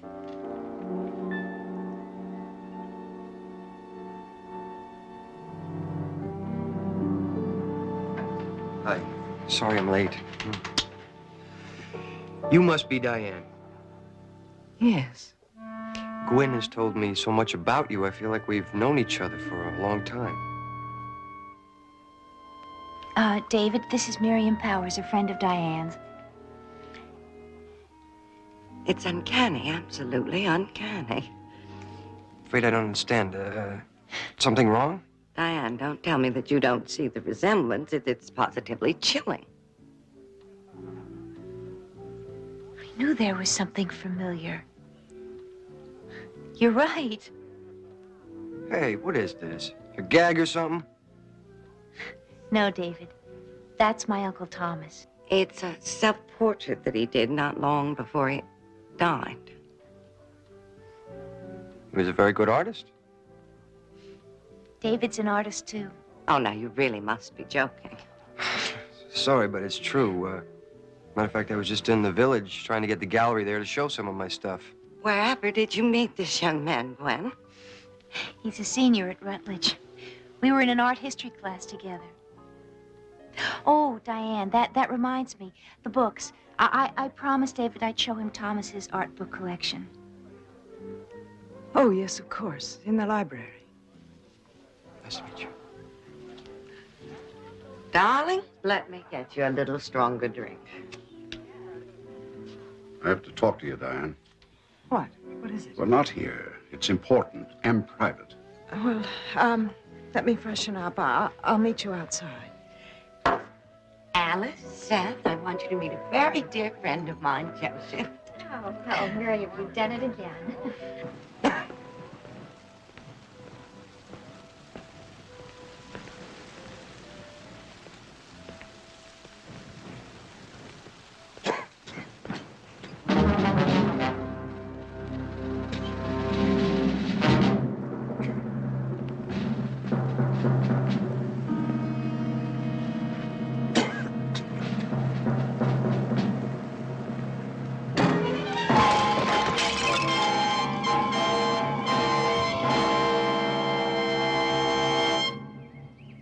California Meridian Insurance in for a big payoff on the dock?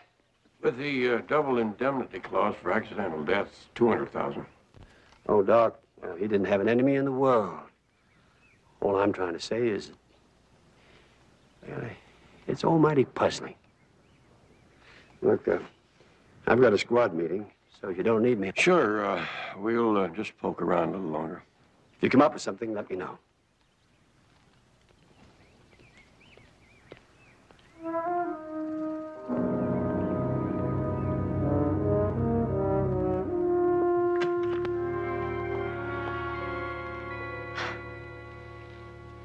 Diane, I didn't mean to startle you. What is it you want?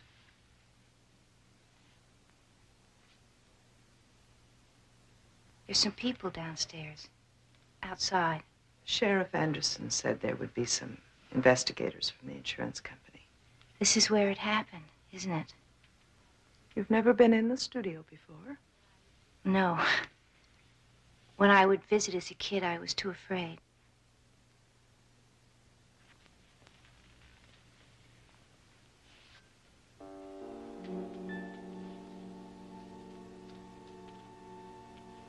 Thomas was working on that the night he was murdered, 20 years ago.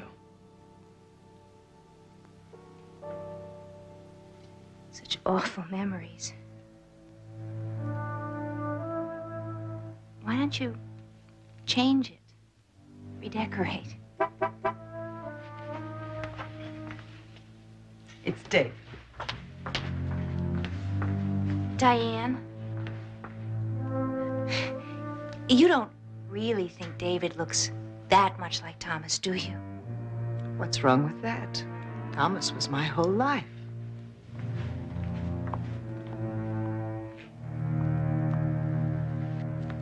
I wish I could tell you more, but I was in the library with Gwen when they found the body.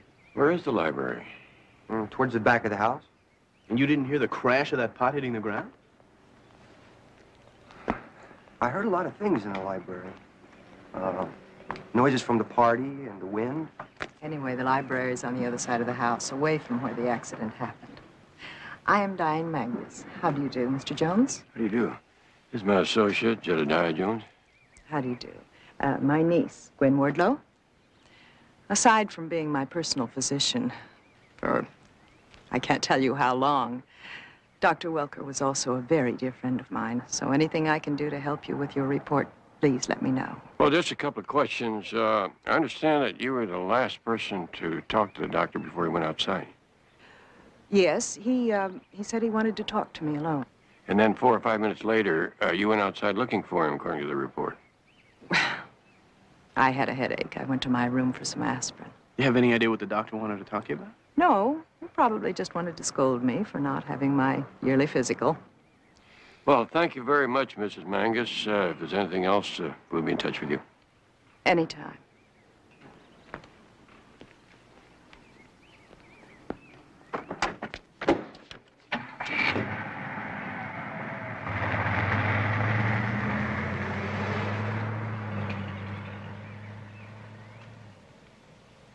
Well, anyone for lunch? Sounds great. But if you don't mind, I want to take Gwen into the village. Something I want to show her. That gallery has decided to hang some of my pictures. Oh, David, that's marvelous. You don't mind, do you? Oh, of course not. As a matter of fact, I'd like to go with you. I'd like to see some of your paintings. Then what are we waiting for? Come on.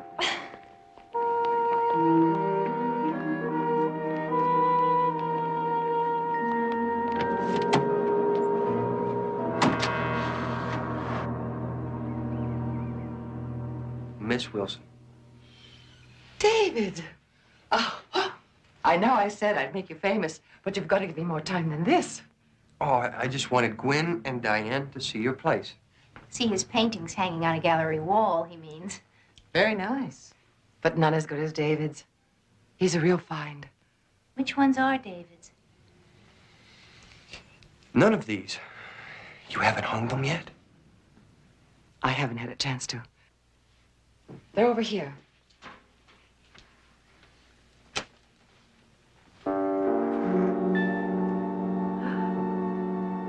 Superb, isn't it?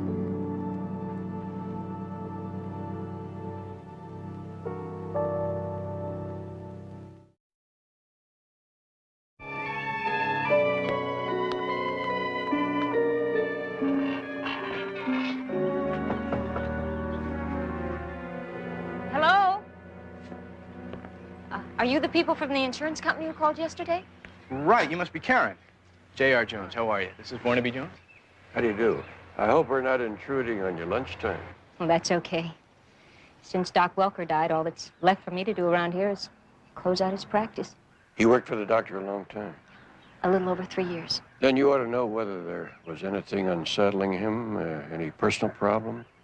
He seemed okay to me. There's just notation in the sheriff's report, something about a break-in on the night the doctor died. Yeah, the report indicated that some narcotics were stolen. Hopped up drug addicts, probably, who were passing through town. We get them once in a while. Well, they sure went out of their way to make a mess of things. Why out of their way? They tore through the old file room looking for the stuff. We've never even kept drugs back there. You mind if we take a look? I guess I should clean it out, but with the sheriff and his men checking, I didn't want to destroy any evidence. If it was a drug addict who broke in, he certainly left a lot of morphine-based drugs behind. Barnaby!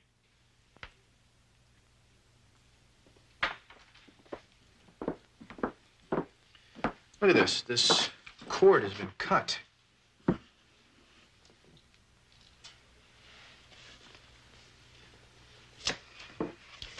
Karen, you have any idea who might want to get into these filing cases?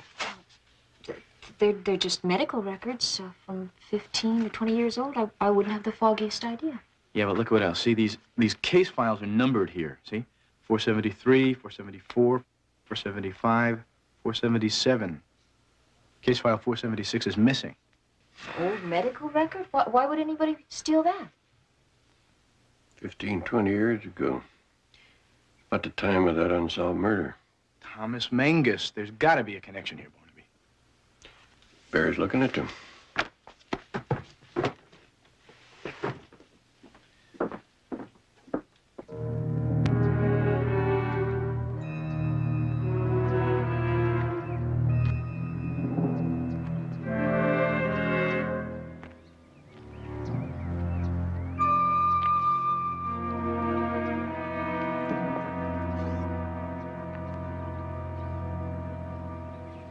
Did you always want to be an artist, David? Hi. Hello. Yeah.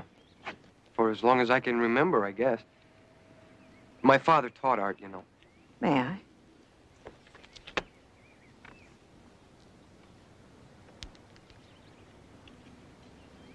Where's Gwen? Oh, she's in the village doing some shopping. Diane, I seem to have opened some old wounds. I'm sorry if I've upset you. Because you look like Thomas. He was a very handsome man. You should consider it a compliment to be compared to him. Yeah, but, paint like him, too. Sort of shakes a fella up. Are you sure you've never been to Lake Crispell before? Mm-mm. Never. The flowers in the painting in the gallery, they seem to grow mostly around here. Have you seen them in a book or photograph? I might have. Maybe I saw him in a dream. A dream? Mm-hmm. Sometimes I see things in dreams. Don't know how to explain it, but I do. Oh, yeah. Do your headaches always bother you so much? But they pass. Here, just relax. I haven't done this for anybody for a long time. Not since...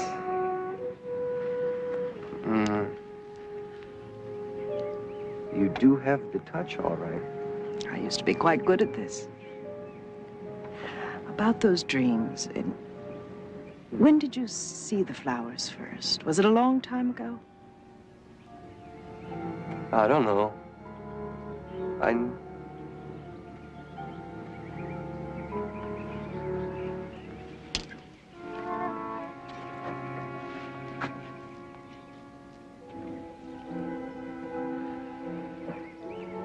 Was there ever an island out there?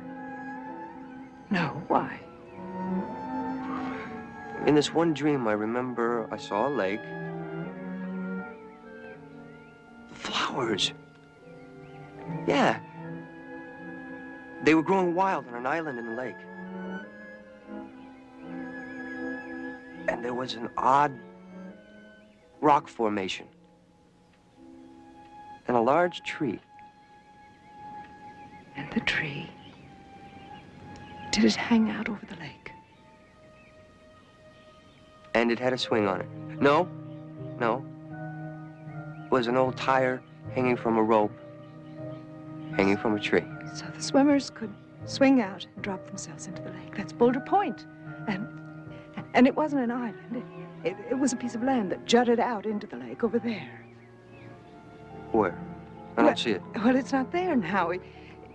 They removed it to widen the lake, but that was 18 years ago. How could you have known that? I don't know. Hey, are you all right? Just cold.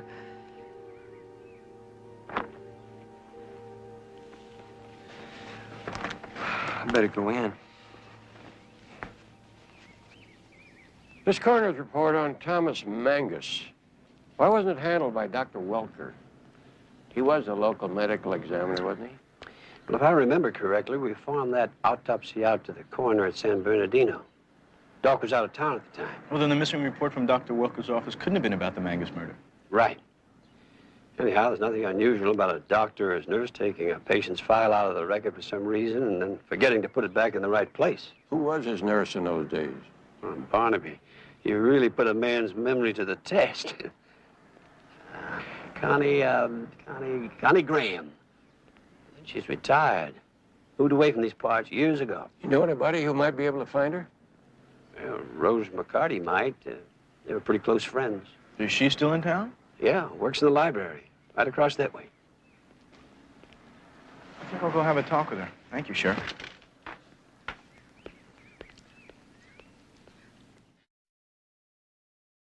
Well, thank you very much. And when I see Miss Graham, I'll definitely give her your regards.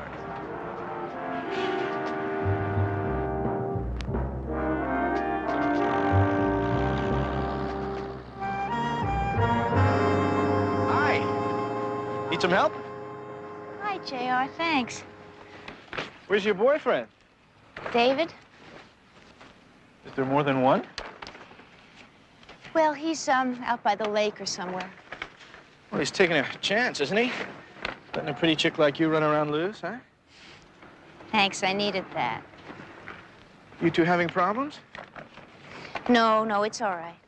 Well, that reminds me. A friend of your aunt's, Miriam Powers, mentioned something about David looking exactly like a portrait of Thomas Mangus. What is that about?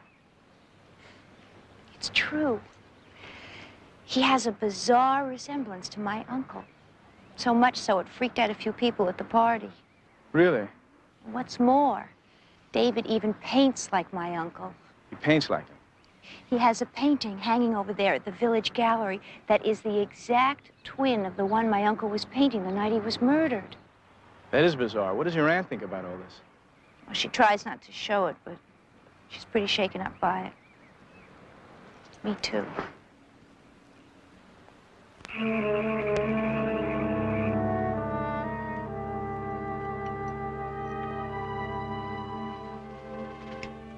Diana, I've been thinking. Maybe, David and I should fold up our tent and move on. Leave? Why? Well, with the maid being sick and all, it's just been too much work for you. Maybe we could go to Yosemite, spend the rest of the summer backpacking. Well, whatever you and David want. You're no problem as far as I'm concerned. We'll talk about it later, okay? Yeah, sure.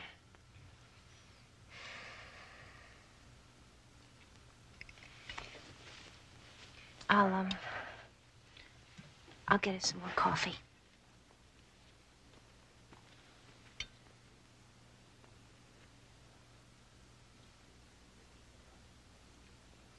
Maybe she's right. Maybe we should leave. David, I want to show you something.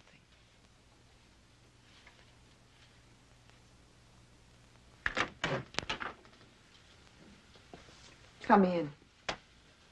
I want to see what you think of this.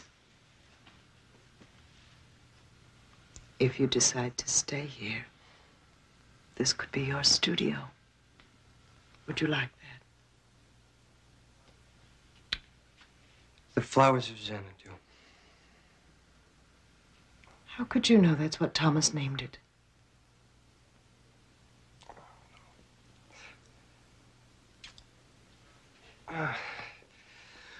Gwen must have told me. How could Gwen know he called it the flowers of Xanadu? I never told her. I never told anyone.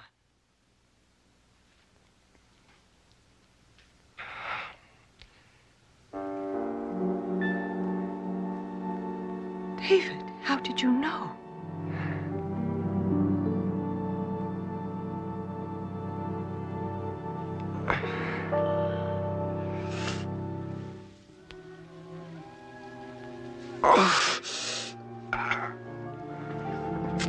God, what have I done? What is it?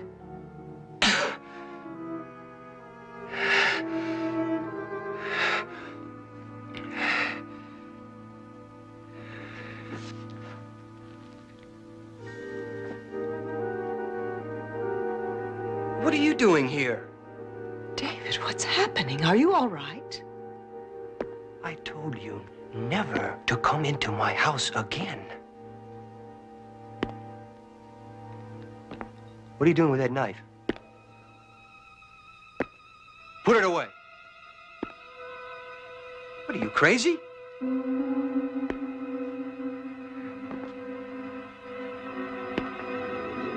No. No! No. Don't.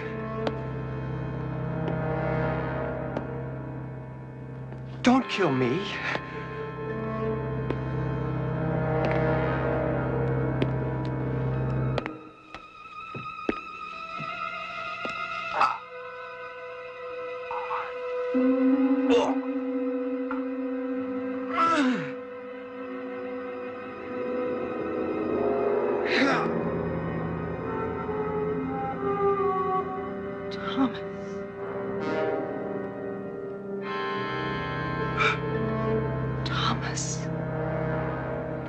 right, you're safe now.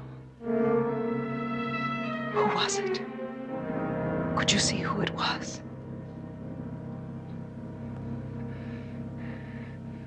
You've come back to me, Thomas. That's all that matters. That's all that matters.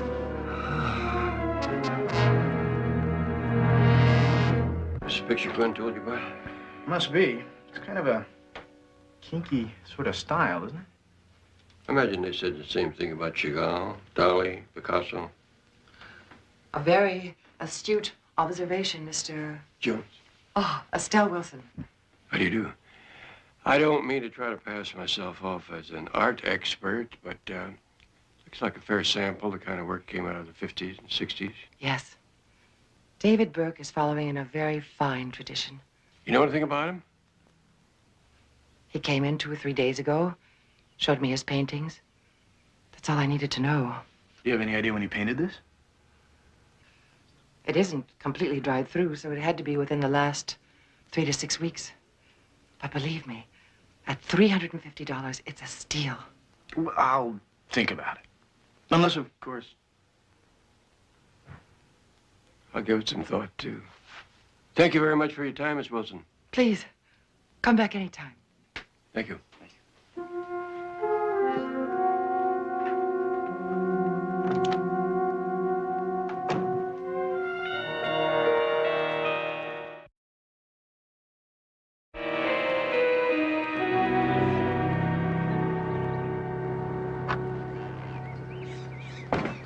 Did it. How about that, huh? And on the first try.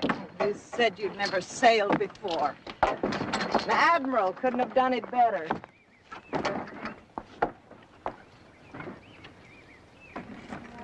No, Diane. How many times I gotta tell you, you figure 8 the rope when you're tying off a boat.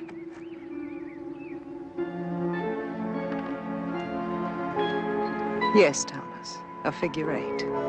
You always told me that. Diane, this is all getting a little out of hand, isn't it? Please don't. This has been one of the most wonderful days of my life. Don't spoil it for me.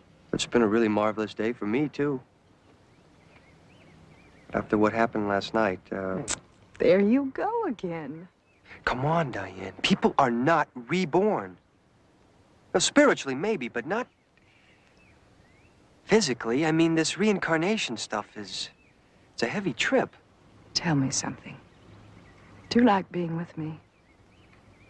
Yes, very much. And are you? So it doesn't really make any difference who I think you are, does it?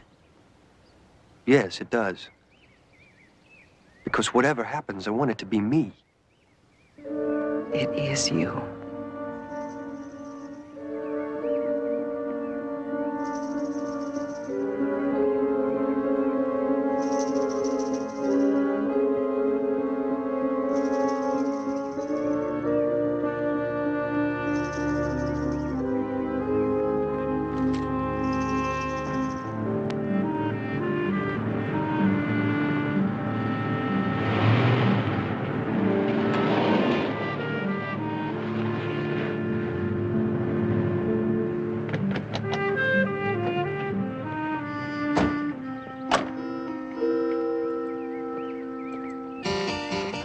Gwen! Yes. What is it? I'd like to talk to David. Is he around? David? What's the matter? You having boyfriend problems again? It's unreal. You're not going to believe it, but it's true. She's taking him away from me. You can't be talking about David and your aunt. Yeah. And she's almost twice as old as he is. Gwen, are you sure you're not just imagining this? No. Diane's living in some sort of a fantasy world. Honestly, she actually believes that David is the reincarnation of Thomas Mangus. Now, if that isn't the most unreal thing you've ever heard, I don't know what is. Gwen! Wish you had the common decency to keep family matters inside the family instead of discussing it with strangers. You wanted to talk to me, Mr. Jones? Well, actually, we wanted to talk to David. Yeah, what we'd like to do is nail down exactly where everybody was at the time of Dr. Welker's death. I've already told you where I was. I was up in the library with Gwen. Yes, look at the art books. However, when Miriam Powers went by the library about that time, she said that the only person she saw in there was Gwen. Exactly what are you implying by that? Gwen? Is that true, Gwen? Were you with David up until the time you heard about Dr. Welker? No. After a moment, David said his headache was getting worse, and he went to a back bedroom to lie down. He was alone.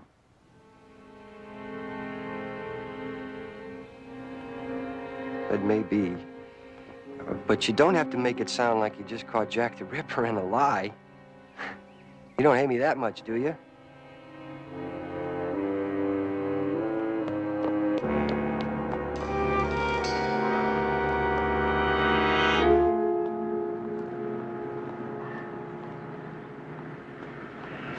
Thank you. Hi. I was beginning to think that perhaps you wouldn't get the message I left for you at the motel. What's the matter? You afraid you wouldn't get here in enough time to pay the check? I see you've gotten rid of your city cough. Isn't it miraculous, Barnaby? I mean, what good mountain air can... Yeah, right. David Burke. Well, actually, there wasn't much to learn about him. Didn't even have a police record? People at Rutledge University come up with anything? Well, they are still checking, but if a Professor Burke ever taught art at the university, they don't have a record of it. Well, something tells me this David guy is a phony baloney all the way. Well, if he is, he certainly was telling the truth about living near the university. His mother just gave up the house that they had rented and moved away a few months ago. Anybody know where she went? I didn't have time to do a follow-up on her. Did you have any better luck with Dr. Welker's old nurse? Got the brass ring there. Connie Graham moved back to live with her sister in Ridge Valley, about 18 miles up the road to Lake Vesper. Let's you and I have a talk with that lady. Jedediah, get on the phone, see if you can get a line on David's mother, where she can be reached. See you later. See ya.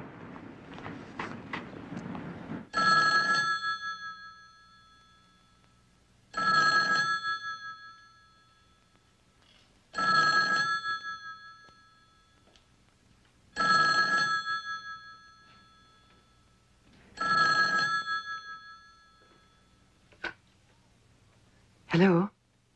We're in Las Vegas. Darling,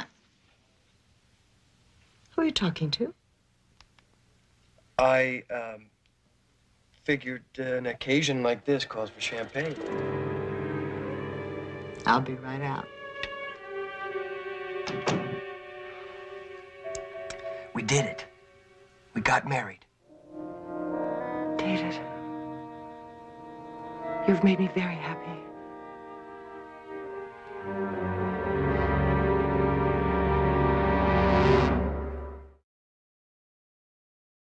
Said he wasn't about to take his clothes off in the presence of a woman, even if I was the doctor's nurse, unless we were on intimate terms.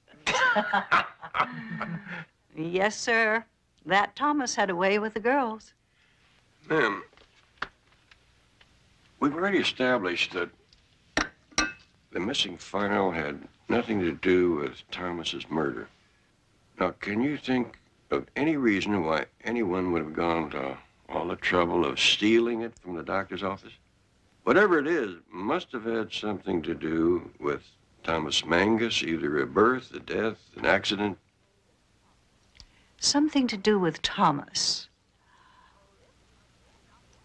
Hold it. Stop the presses. A birth. Yes, that could have been it. This illegitimate baby the doctor delivered. An illegitimate child? What did that have to do with Magnus? He paid for it. Oh. Who was the mother? Poor thing. Her name was Rosalind. Young, 17 or so. A waitress in the village cafe. Was the boy or a girl? A boy. Pretty little fella. Was Mangus the father? Doesn't have to be his mistake for him to have paid the bills. Could have been for a friend. Anyway, Thomas was killed a few weeks later, so I guess we'll never know. What about the boy and the mother? What happened to them? Well, as soon as she was on her feet, Rosalind took the baby and left town. The shame of it, you know. Never saw either of them again. Do you remember what Rosalind's last name was? No. But it would be in that missing file if you can find it. I don't think there's much chance of that. Can you think of anything that might give us a lead? Do you have any ambitions?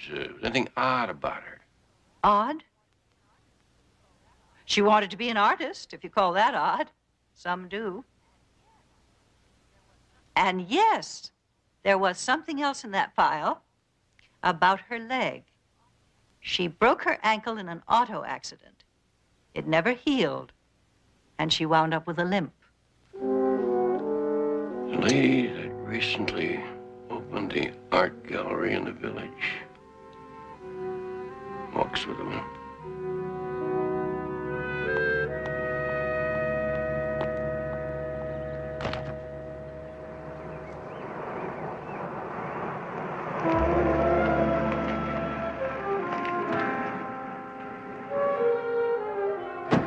Gwen, darling. Wish us luck. Wish us mountains of luck. What happened? Thomas and... Well, you'll never believe this, but we got married. See? You what? Yes, we flew to Las Vegas. It all happened so suddenly.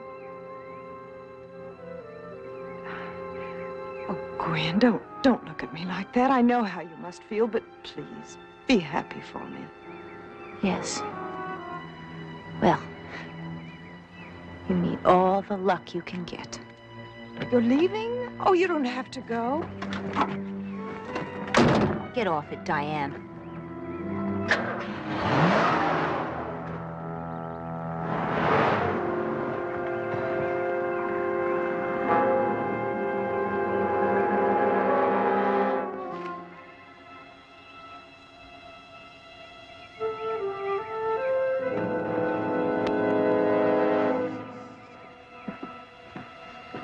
Well, she rents an apartment in the back, but she's just not home now. Gwen! Wait a minute! Where are you going? What, are you leaving town? I seem to have outworn my welcome, or vice versa. How's your investigation coming? Well, it's coming. It's coming. Let me ask you something. Did you ever see David with the lady who runs the art gallery before she came to Lake Crispell? No. But if that's who you're looking for, I think you will find her up at the Mangus house. Are you sure?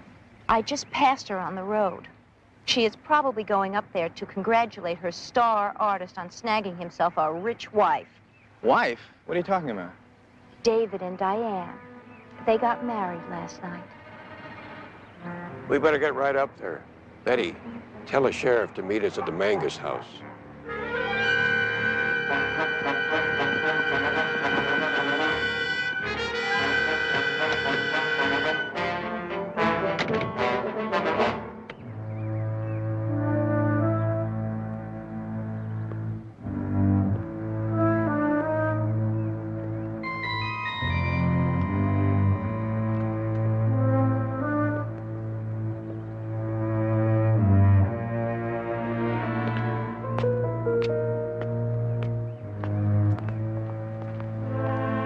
David? I really don't feel like going sailing right now. Can't we go out on the lake after lunch?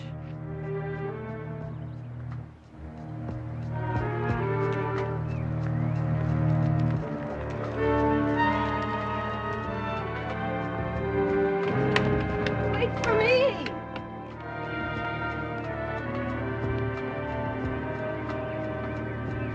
David? David! What kind of a crazy game are you playing? Listen, if you're trying to frighten me, you're certainly doing a good job. David?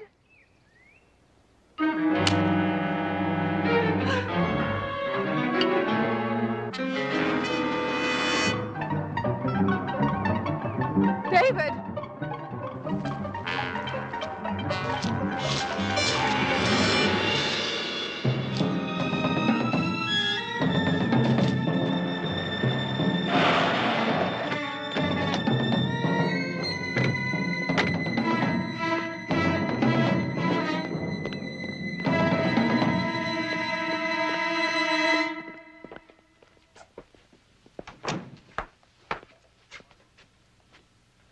Barnaby? How about that, huh?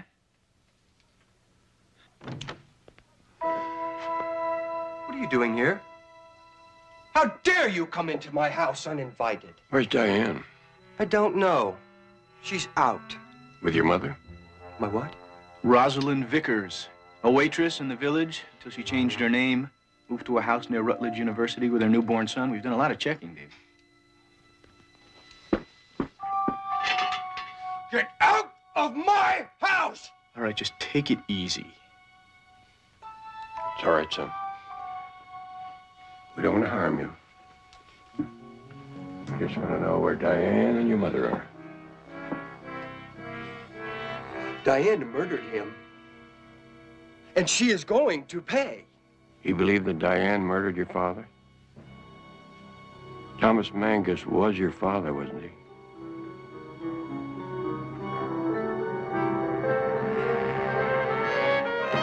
No. Me. She murdered me!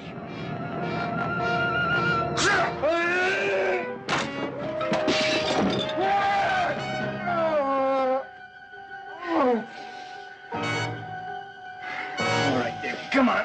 It's all over.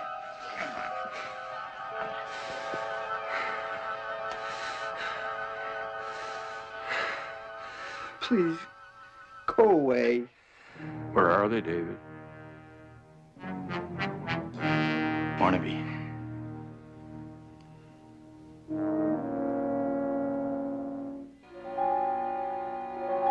Let's go. Come on, David. Come on. Why are you telling me these awful lies? It's true. What I've told you is true. When Thomas found out I was pregnant, his feelings about me changed. He'd never marry me, he said, because he would never leave you. But it was I who had his son. No, no more, please, please. And then that night, I came to the house, pleaded with him one last time for the sake of my son. He offered me money, anything but what I wanted. A father for my son. You killed him. Yes.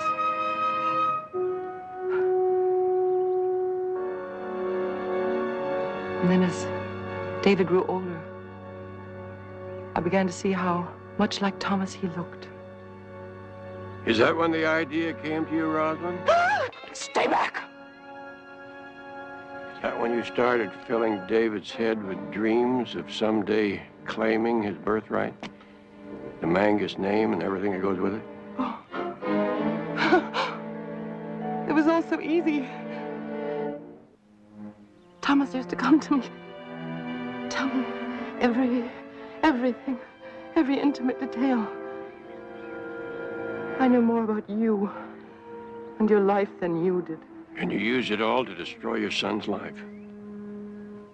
Look at him.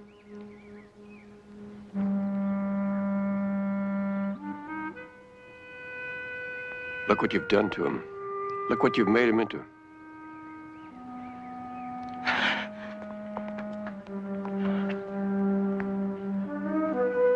David, don't listen to them.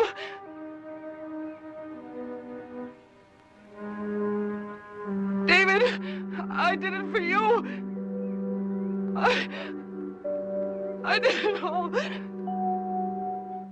for you.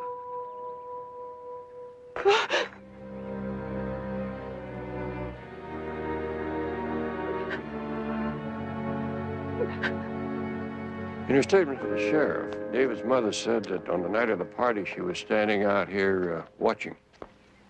Poor Dr. Welker. Why did she have to kill him? Because he was the only one who knew why David looked so much like your husband. And then after that, thinking that there would be an investigation, she broke into the doctor's office and stole the file on David's birth.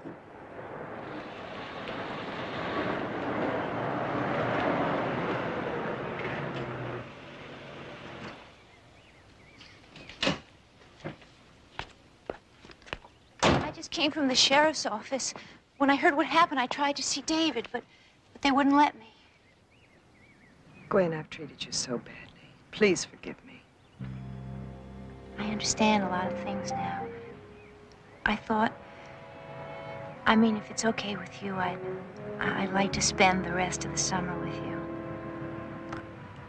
I'd like that very much. And we'll be leaving you both in good hands. Each other's. Thank you, Mr. Jones. Thank you both.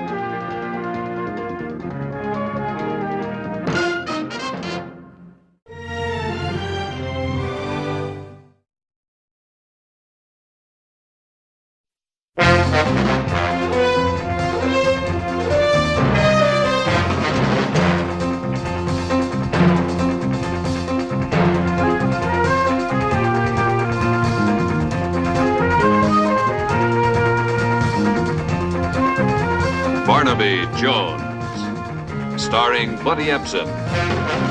Also starring Lee Merriweather, with guest stars Eric Braeden,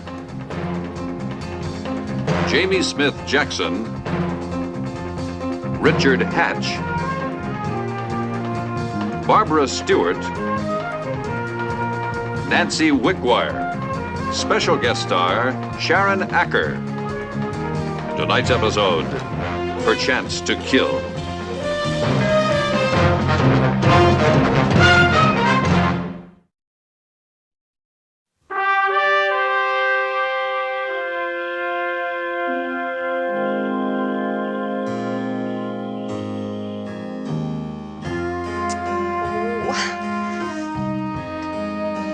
Tony, help.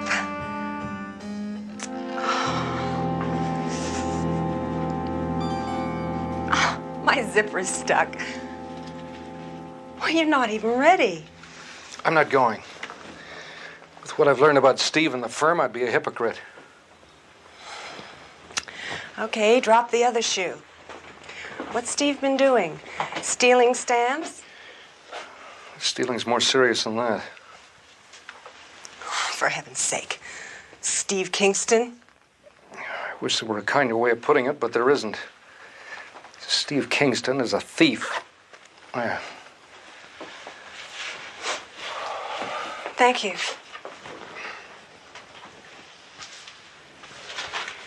What are you going to do about it? I don't know yet. Not definitely. I thought a man was supposed to be innocent until he was proven guilty. Until he is, I think you ought to go to the party. I'm certainly going. I told you I'm not going. And I'll need the car. Okay, I'll get a lift. And don't worry. I think you're wrong about Steve.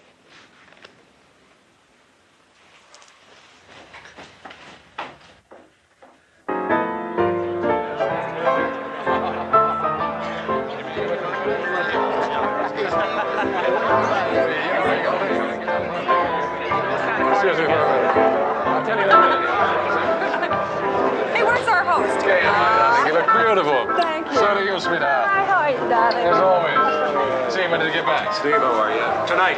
Yeah. It's gonna be a little wet out tonight. I think you're right. I'm going to powder my nose. Don't have too much fun without me. It can't be done. You know that. Come on inside. Oh, everybody's here. Sure. Did you have a hard time getting here, something or what? No, we were just slow starting. It was.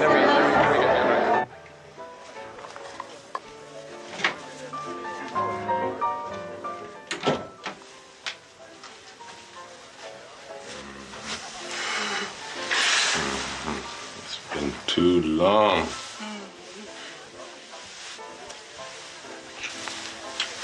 Steve, wait, problems. It's Tony. What about Tony?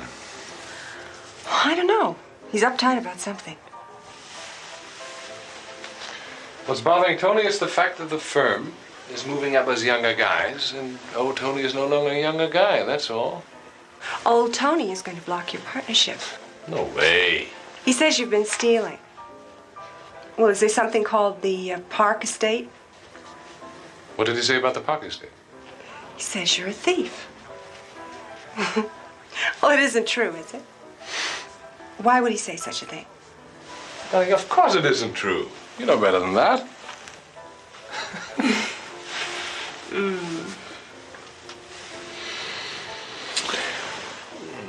But look, maybe I better phone him right now and see if, why don't you cover for me and play the hostess band?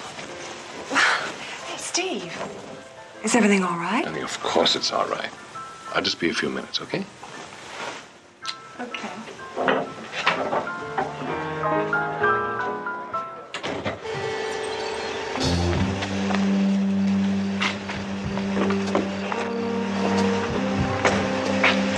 Thank you, sir. Have a nice time tonight. Hey, man, can I ask you something? Not right now. I'm busy, but hang in there.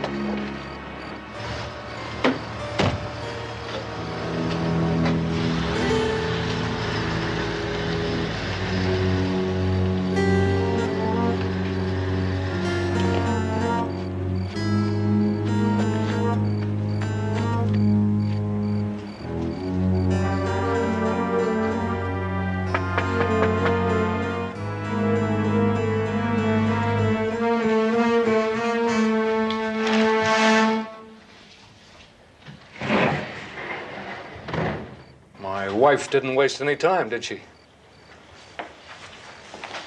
Tony, I want to talk to you about something. That Park Estate is my client. Now, you had no right to take out that file. Do you want to discuss the right and the wrong of this matter? Listen, man, I thought you and I were friends. Bull, we're not friends. We work for the same firm and we live in the same neighborhood, but we're not friends. I want that file, Tony. I should think you would. Especially with the margin notes that I made.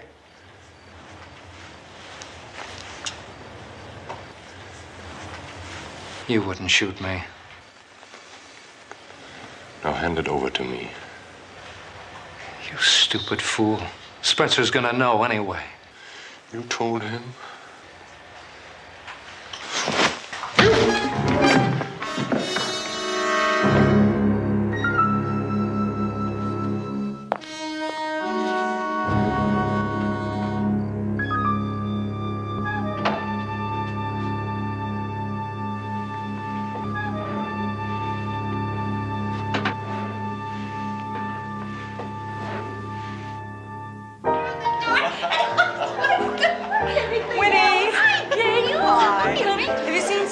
Oh, I just got here myself. I haven't even said hello to my host. Hey, that dress is terrific. I love it. I love it. Thank you. See you later. Okay, sweetheart.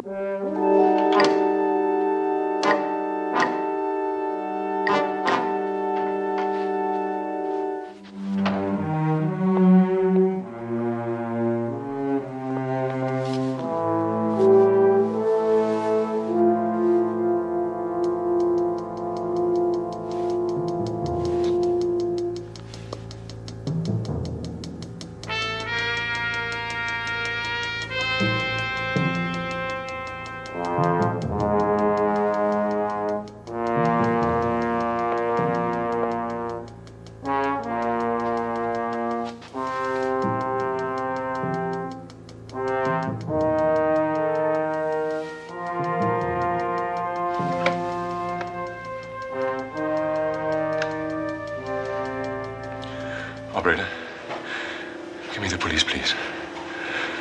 Harry, this is an emergency. For heaven's sake, give me the police. This is Tony Bloom, Lathrop Way. This is an emergency. A couple of hippies broke into my house, beat me up, spaced out. They're now searching for money. Oh my God! Oh no!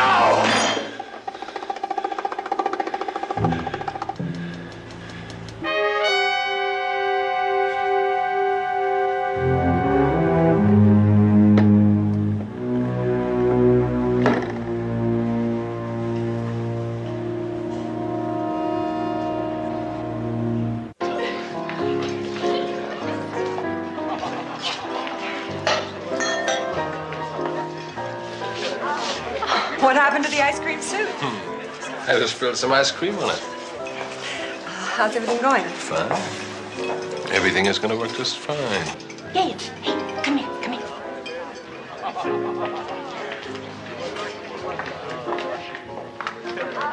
Officer, this is Mrs. Bloom. What's the matter? Mrs. Bloom, I'm sorry, but could you come with me? What's happened?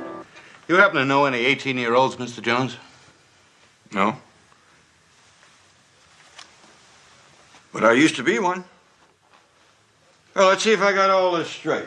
Your daughter, Christy, left your home in Kansas about 4 months ago and took a ride out here to Los Angeles with a friend. And then just dropped out of sight. Oh, I was heartsick. Finally, one letter. She said she was getting her head straightened out, to quote her lovely English. Had gotten a couple of things out of her system. And reading between the lines, she was reaching out to us. She was ready to come back home. So we planned this trip. But she did keep the date with you on Monday. Where was the meeting, Mrs. Sanders? At one of those organic food restaurants. You know the type I mean. Oh, yes. Kind where you don't know what it's doing to their metabolism, but it's certainly making their hair grow. Well, we talked the whole thing out. And she agreed that she would come back home with us. And we all agreed that we would try to bend over backwards with each other more than we had. But then she had to pack and say goodbye to some friends. But she said that she would see us at our hotel in Beverly Hills by 10 o'clock that night. Naturally, she didn't give you her new address or her new phone number. Of course not. You happen to know the name of her young man? Eric with a C, Garvin, Garvin. You recall the name of the restaurant? It was on Sunset Boulevard, just past Doheny. Well, I'll never forget that name. Granola Central Station. Why should I know where this Eric Garvin hangs out? They told me up in Topanga to try here, and then a couple of guys in Venice, and then Judy. Which Judy is that? Christy's friend, Judy.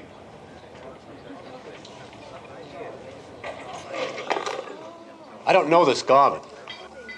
And if there's any heat, I don't want to know him. I am not the heat. I'm just trying to do the guy a favor. I got the documents right here that make him heir to $1,100. Believe me, I don't make enough out of it to horse around with the people who see a narc under every tie and white shirt. Now, you got my card with my phone number on it. Next time he comes in, tell him to call me. Oh, no sweat, my friend. And nobody's agitated. But you can understand why we played a little cautious, right? You know what Dago Street is? You go up Laurel Canyon and hang a left at the store. Eric's got a crash pad made out of an old bus. You go over White Bridge, and you can't miss it. Doesn't sound like it. Thanks.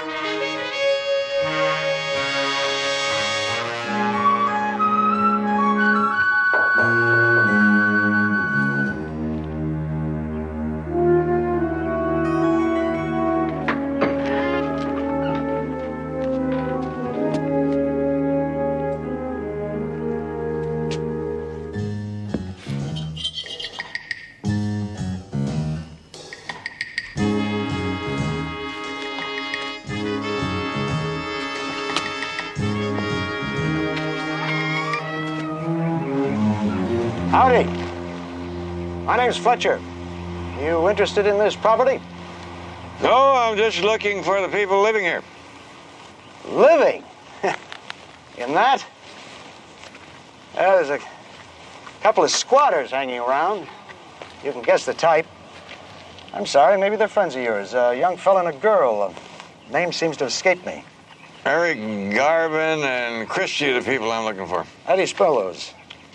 Well, Mr. Fletcher, if your name is Fletcher, I'm wondering why a real estate broker would be that interested in a couple of squatters, if you are a real estate broker. I'm a police officer.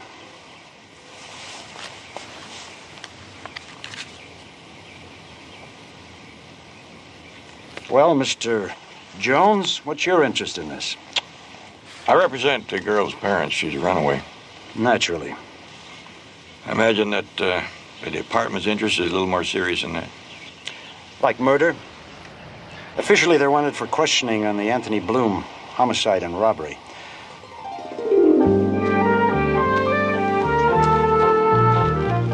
Eric can't move. I hear you. He has to move, Christy. You're gonna have to split, man. Both of you. I can feel fuzz all over the neighborhood after what the radio said about him looking for a couple of street people. You better take off, Christy. You've got someplace to go. Now do what I tell you.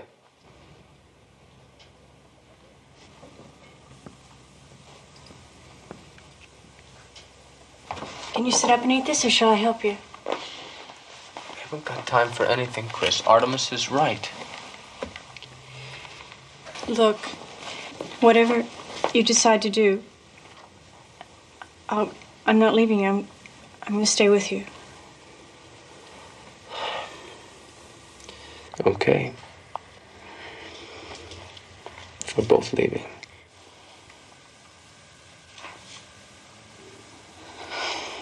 Grab your stuff.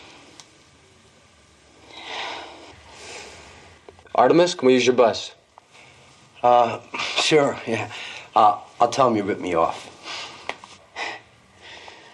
Go down the back way and get it started. Hey, we can make it.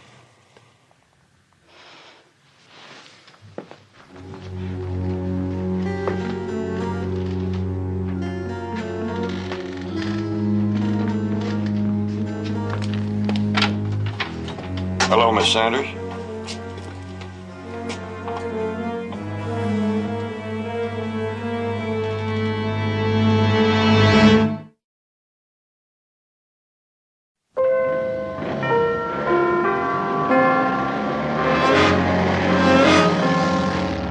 I can't make a judgment because I don't know the facts.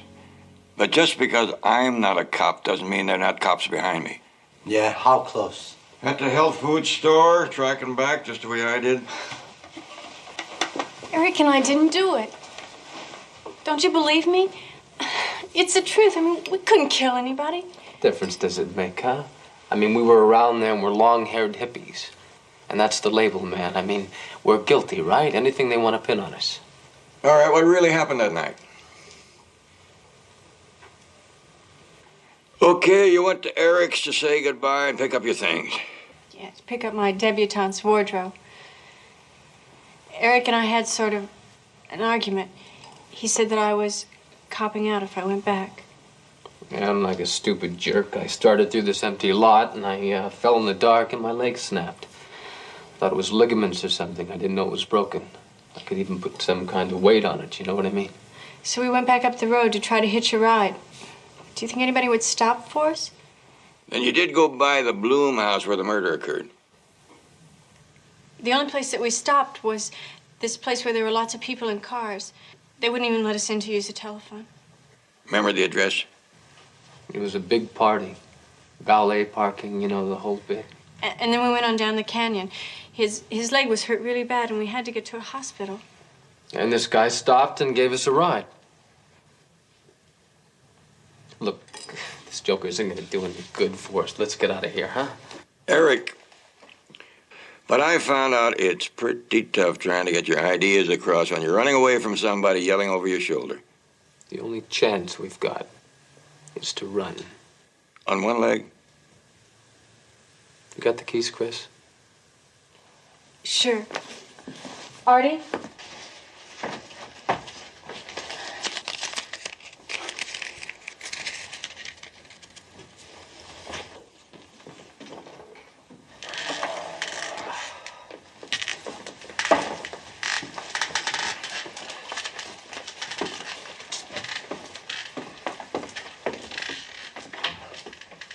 Hey,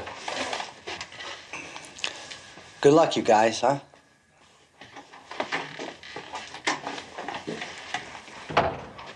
All the luck in the world is not going to help them too much. What key do you want me to wind up now, Pops, huh? Law and Order? Or the younger generation and the evils of pot, huh?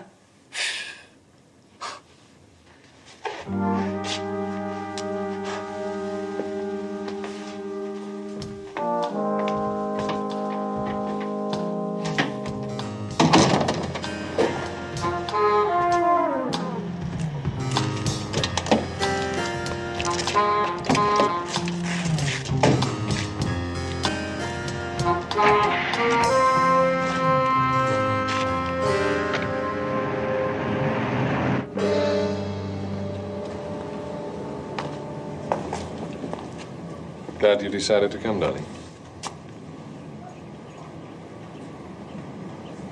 You know how sorry I am that you have to go through all this. All this time since it happened, and the statements I've made to everybody, I can't help remembering you were in that bedroom so long. Darling, I was in there because I kept on getting a busy signal. I had to get through to Tony as soon as he finished. I just kept on dialing. Gail, I never left that house. There wasn't time enough for that anyway. I want to believe. It is the truth. And if I tell you it is the truth, it is.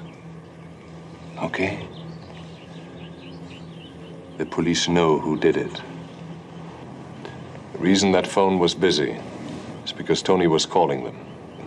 There were a couple of freaked-out hippies in that place going through it. Before they killed him, he did get to the phone and gave them some sort of description.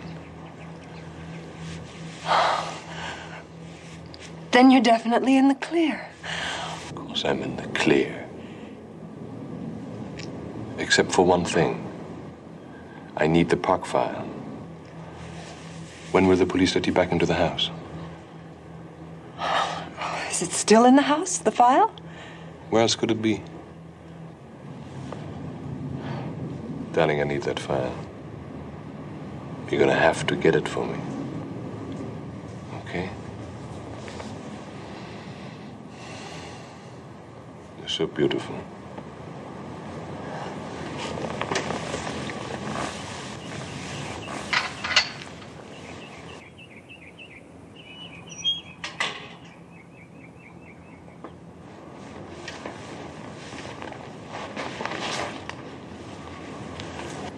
Hello? Hello. I'm looking for Mr. Kingston. I am Stephen Kingston. My name is Jones, Mr. Kingston. I'm a detective. Your cleaning woman said I might find you out here. Oh. I'll see you later, Steve. You call me at Winnie's. I cleared with Lieutenant Keogh for you to get back into the house, Gail. Excuse me.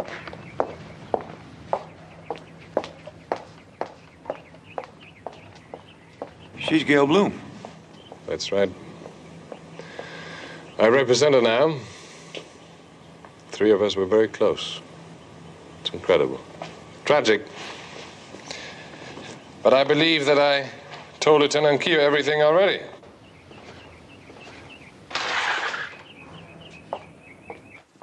You know, the shocking thing is that it could have happened to any one of us living up here, or down at the beach, or in Beverly Hills, or any place else.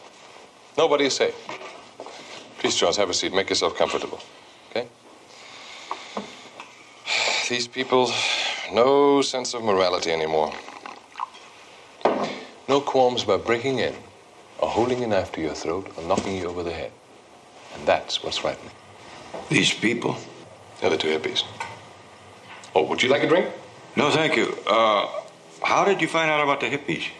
It was on the news, you know, on television, too. I didn't think the case against him was that strong myself. Why not? Well, the one with the broken leg, he couldn't do much, could he? Now, Lieutenant Q didn't tell me about that one. Huh. But from what I heard about the struggle that Tony Bloom put up, maybe he broke the guy's leg in the fight. Or maybe the other one actually killed Tony Bloom. The other one was a girl. Or didn't the lieutenant tell you that either? Was it a girl? That's incredible. Well, some of those girls these days, I guess you just can't tell the difference anymore, can you? But tell me, Jones, how does Lieutenant Keogh like a man on his staff to go against his own murder theory? Me? That makes you think I'm on Lieutenant Keogh's staff.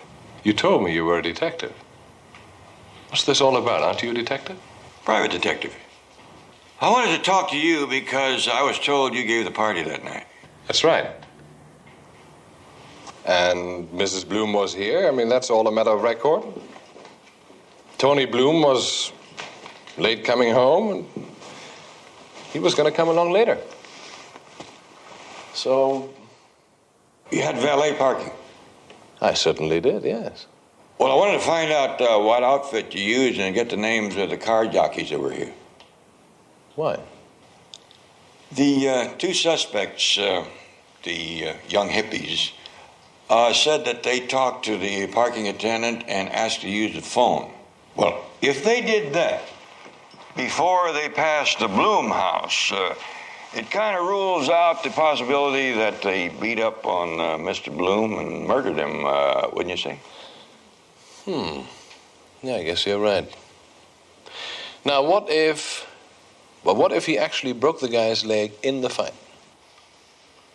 Doesn't seem logical that they would limp back up here and talk to people, be seen, make their identification that much easier, does it?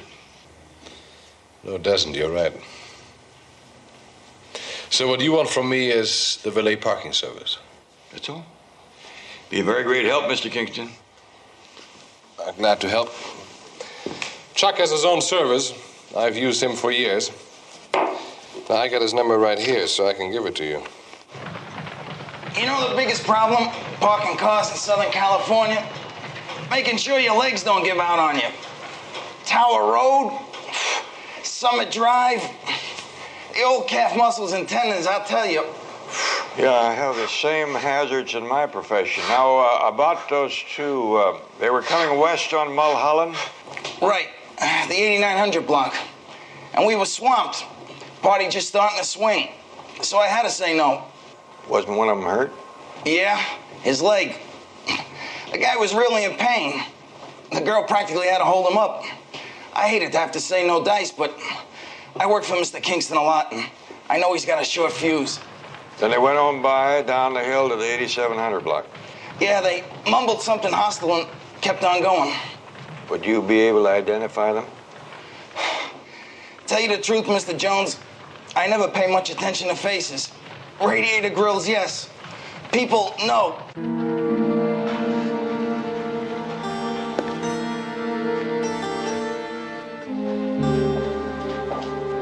Lieutenant, I guess that cleans it up for me. Okay, Ames, I'll see you downtown. You talked to Barnaby Jones yet? Got here just a few minutes ago with that open-faced, friendly smile of his, you know. Where is he? Right here. Will, I'd like to talk to you. Have you got a minute? Just. Well, Lieutenant, I think I'll take this stuff down to the lab. So long, Ames. Will, one of the kids you're questioning is a client of mine. Tough. Which one? The girl.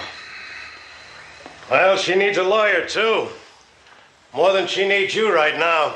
Will, a 90-pound teenager beats a 6-foot man to death. It's a cinch. The boyfriend's holding him. Not such a cinch if the boyfriend's got a broken leg. Listen, I know they said it happened earlier. Falling down a hill or something. Do you know I can deliver a witness who will confirm it? Who? The valet parking attendant at the Kingston party. You got to him first? How come we missed him? Ames? Ames! Somebody's gonna get chopped off at the pockets. How reliable is the statement? time check out? Seems to. But what I really want is permission from you to talk to the Sanders girl. Sure. Listen, as long as you're laying your cards on the table, what does Eric Garvin and the Sanders girl have to say about how he got to the emergency hospital to get his leg set? Hitch. Car picked him up near Lookout Mountain. That's a lie. They stole the car, Barnaby. We found it in the hospital parking lot, covered with their prints. Thanks for telling me. Whose car? The victims. Tony Bloom.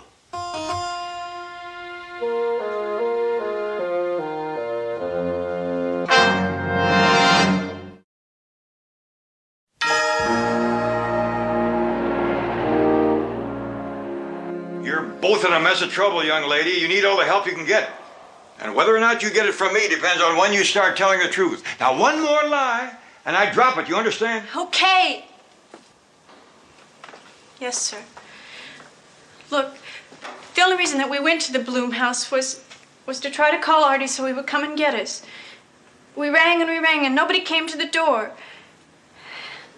So we ripped off the car.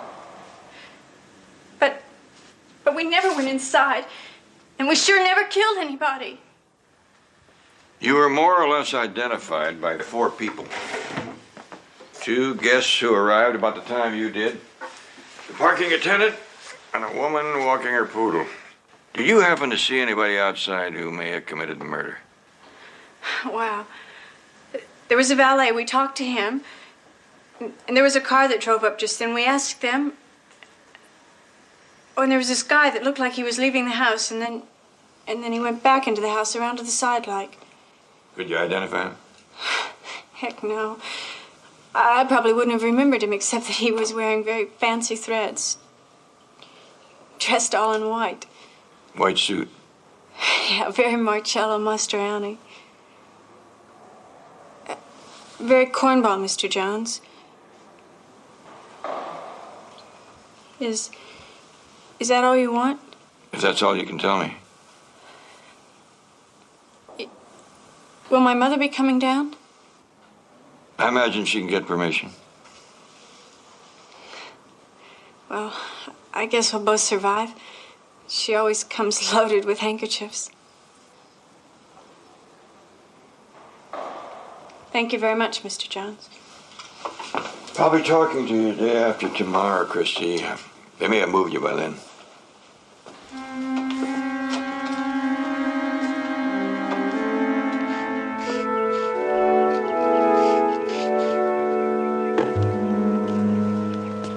Hybrid talisman?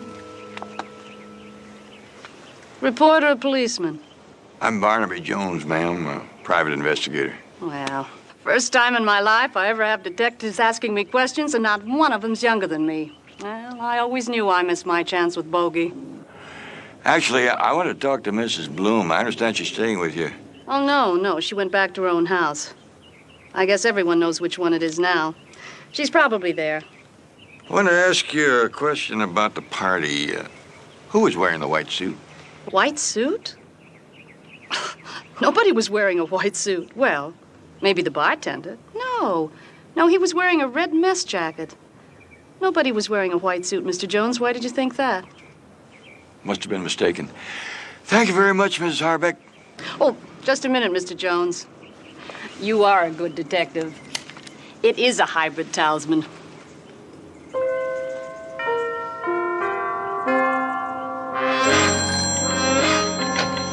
Hello. Steve? Did you find the file, darling? No, I'm still looking. I think you ought to know that detective who talked to you, the gray-haired one. Yes, what about him? He was here. He just left. He wanted to know what suit you wore at the party. So he asked you too, huh? Winnie just told me that he had been to her house. What's it all about? Oh, it's nothing important, really. Listen, maybe it's best if you don't call me, unless, well, you know what I mean. Oh, yes, I understand. And I'm still looking. Okay. All right, keep at it. Bye.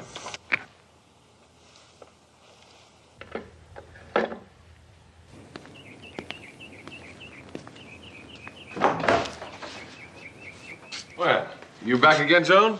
I'm afraid so for a minute. Come on in. You got a hold of Chuck all right? Oh, yeah. Did you get what you needed? Yes, fine. Thank you very much.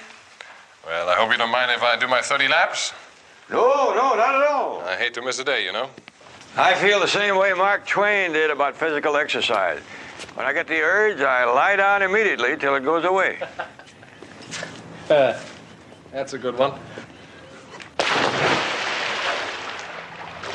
So what did Chuck have to say?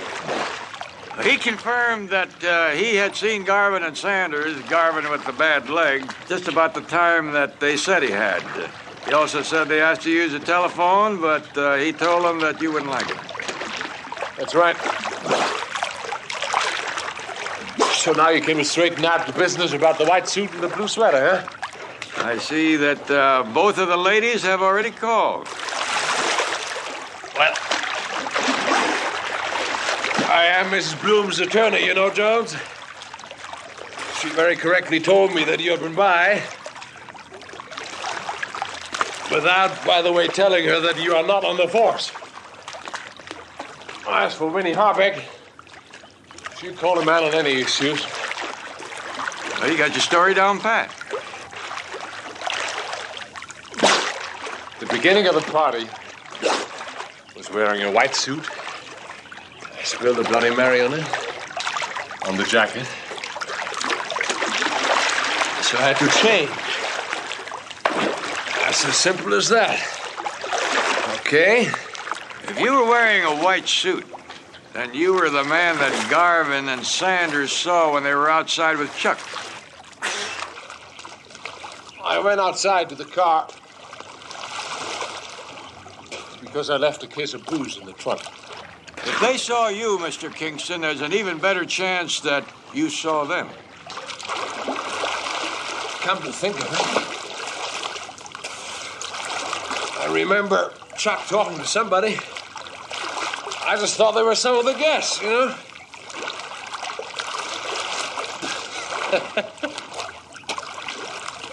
You look kind of skeptical about me changing clothes, Jones. I don't mean to. It makes good sense. But it would be a lot easier to accept if you hadn't already sent the suit out to the cleaners.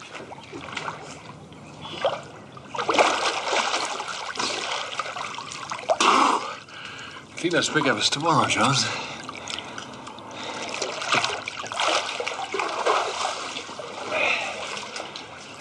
And the suit, Jones, is right in there. Yeah. Let's see now. Take a look. Looks like a couple of things, including blood. You want to take a bet, Jones? No, I don't want to bet. I got too many things on my mind. Oh, yeah? Like what? Like, let's assume that those kids did not murder Mr. Bloom. Well, as a lawyer, I'd have to say that no proper foundation was laid for that. All right, try a little foundation. The desk sergeant who took the call from the Bloom house logged a message like this. 2 guys broke into my house. They beat me. Now, wouldn't you think that Mr. Bloom would have noticed if one of them was a girl? Yeah, you think so. I think the murderer made that call. He remembered seeing those kids in this area somewhere, not too clearly, and he's trying to lay it off on them. Aha, Dr. Watson, you already tricked me into admitting I did see them. Look, I'm just noodling around with all this. I'm trying to make some sense out of it. Do me a favor, Jones. Start noodling around with something called motive for me to have killed my good friend Tony Bloom, all right? I saw the glimmer of a motive out by the pool. My, what big eyes you have, Grandpa. Gail and I embrace each other. We kiss. People do that, you know, for more than one reason. Especially if there was a death in the family. It didn't quite seem like a kiss of condolence.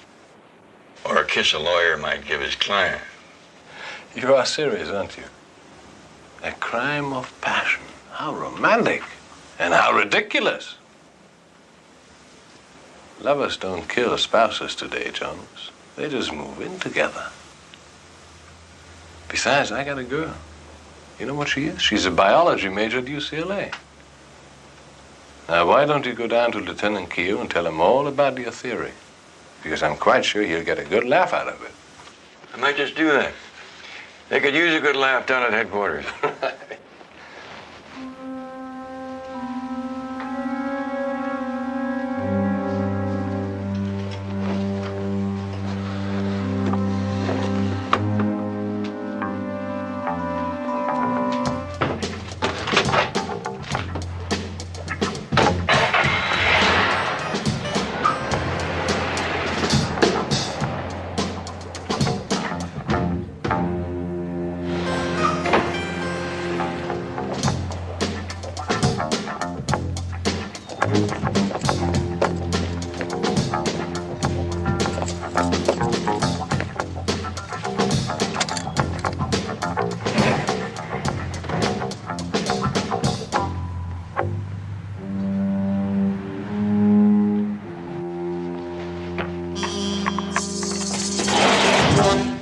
To be here. Maybe Tony had a messenger pick it up before. Look, darling, I don't know what Tony might have put into that file, but I don't want Spencer to get hold of it. What about the bedroom?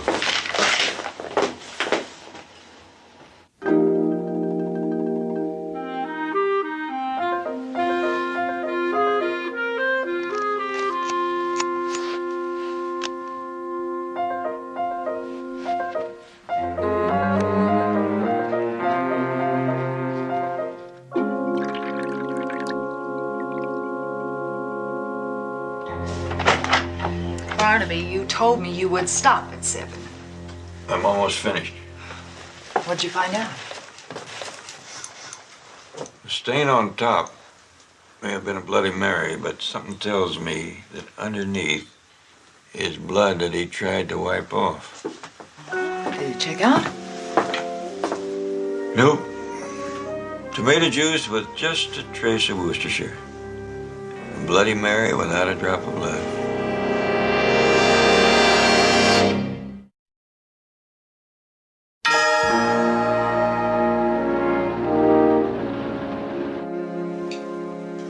Barnaby, do you have to be told that some people in this building would call this withholding evidence? Well, how can you say I'm withholding evidence when I'm laying it right in your lap?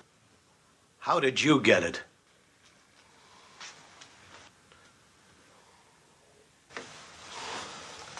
Marilyn, you there? I'll have to send this to the lab and get these stains analyzed. Now, hold it, Lieutenant. I've already analyzed it, and it's nothing but citric acid, ascorbic acid, sodium chloride, and pulp, tomato juice.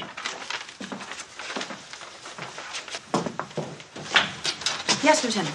Morning, Mr. Jones. Morning. Tell Dr. Tamaka that the good fairy left this in a basket on my doorstep, and I'd like him to take Hold it. it. What now? Yeah, I struck out on the stain, but isn't this a kind of a funny thing to have up your sleeve if you've been wearing the jacket? Price tag still sewed in? He didn't wear this. Brand new, right off the rack. He set me up. You're saying he got rid of the jacket with the blood on it? The real blood. Maybe.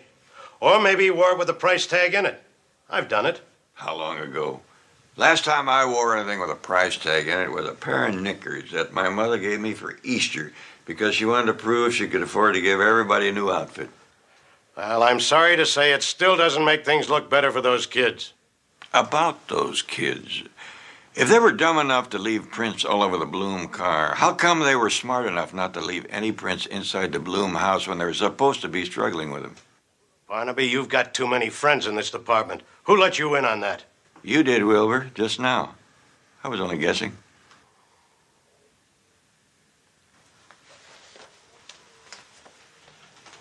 Anything else I ought to know? I think I'm still one up on you. Well, I have here a transcript from Charles Vlahos, the parking attendant, only you already know all about his testimony. And then there's a one-pager here from Jonathan Hughes Spencer, head of the law firm that Bloom was with, and Kingston was with also, saying that Tony Bloom had called Spencer minutes before he was killed. He had something of vital importance to discuss with him, about which Spencer knows nothing more, and I doubt if any of us ever will. Thanks. Guess that makes us even.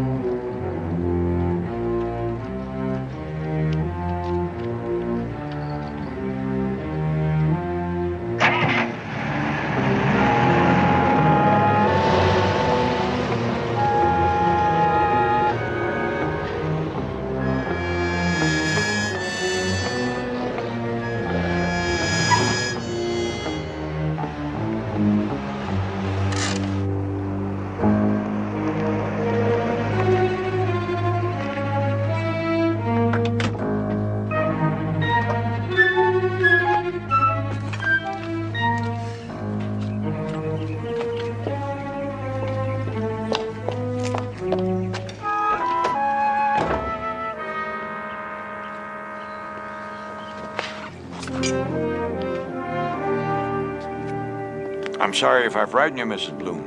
Mr. Jones, I'm sorry. I don't have time to talk to you. You know what's in that? Personal papers that don't concern you. Mr. Jones, I'm sorry. I have nothing to discuss with you. I don't know exactly what's in there, but Mr. Kingston does, doesn't he? He's not here. But he knows. And I know that whatever is in there is the reason your husband was murdered.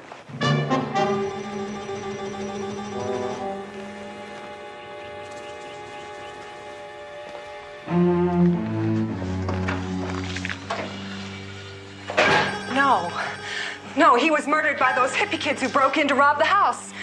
These are private papers. Mrs. Bloom, it figures that those papers are the reason your husband wanted to talk to Mr. Spencer that night. Will you please leave me alone and get out of this house? All right, if you want to shield the man who killed your husband, that's one thing. But I don't believe you do. No man goes through a rigmarole with jackets like that unless there's something pretty feathery. And he saw two men in the darkness, just as the murderer did when he called the police. Jones, put up your hands. Steve. Now move to the fireplace.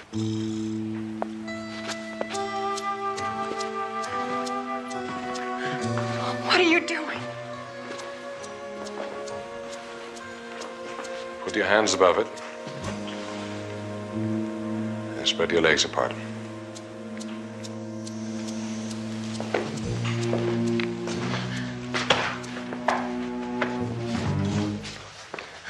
Steve, what did he mean when he said... Shut up. I won't shut up. I want to know. Laying a foundation for you, Kingston. You wanted a foundation. It's a motive, Mrs. Bloom. Steve, you swore to me you didn't. Now be quiet. And open the door, Gail. Open it!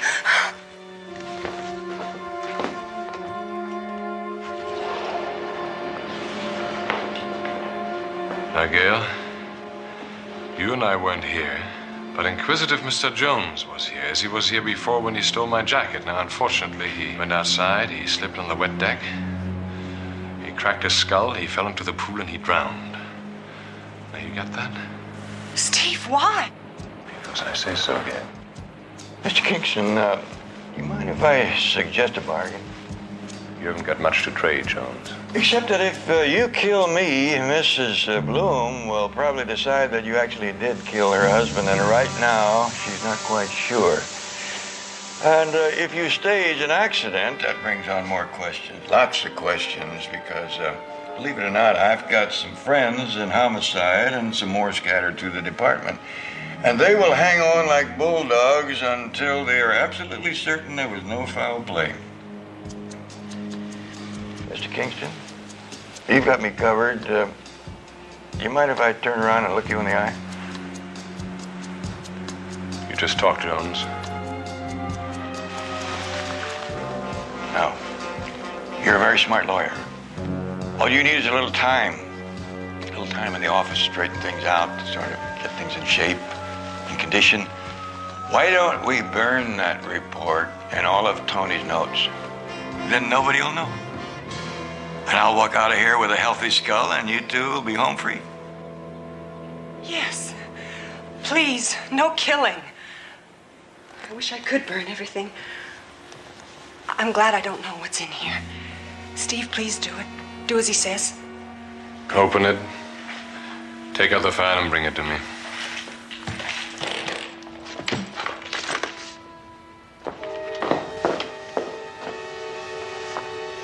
Now light it.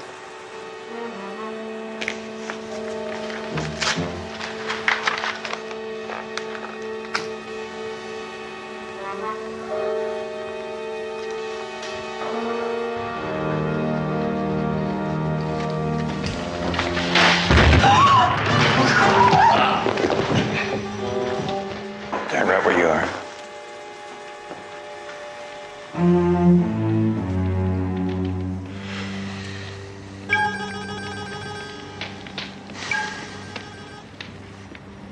And she testified against Kingston? Mrs. Bloom did.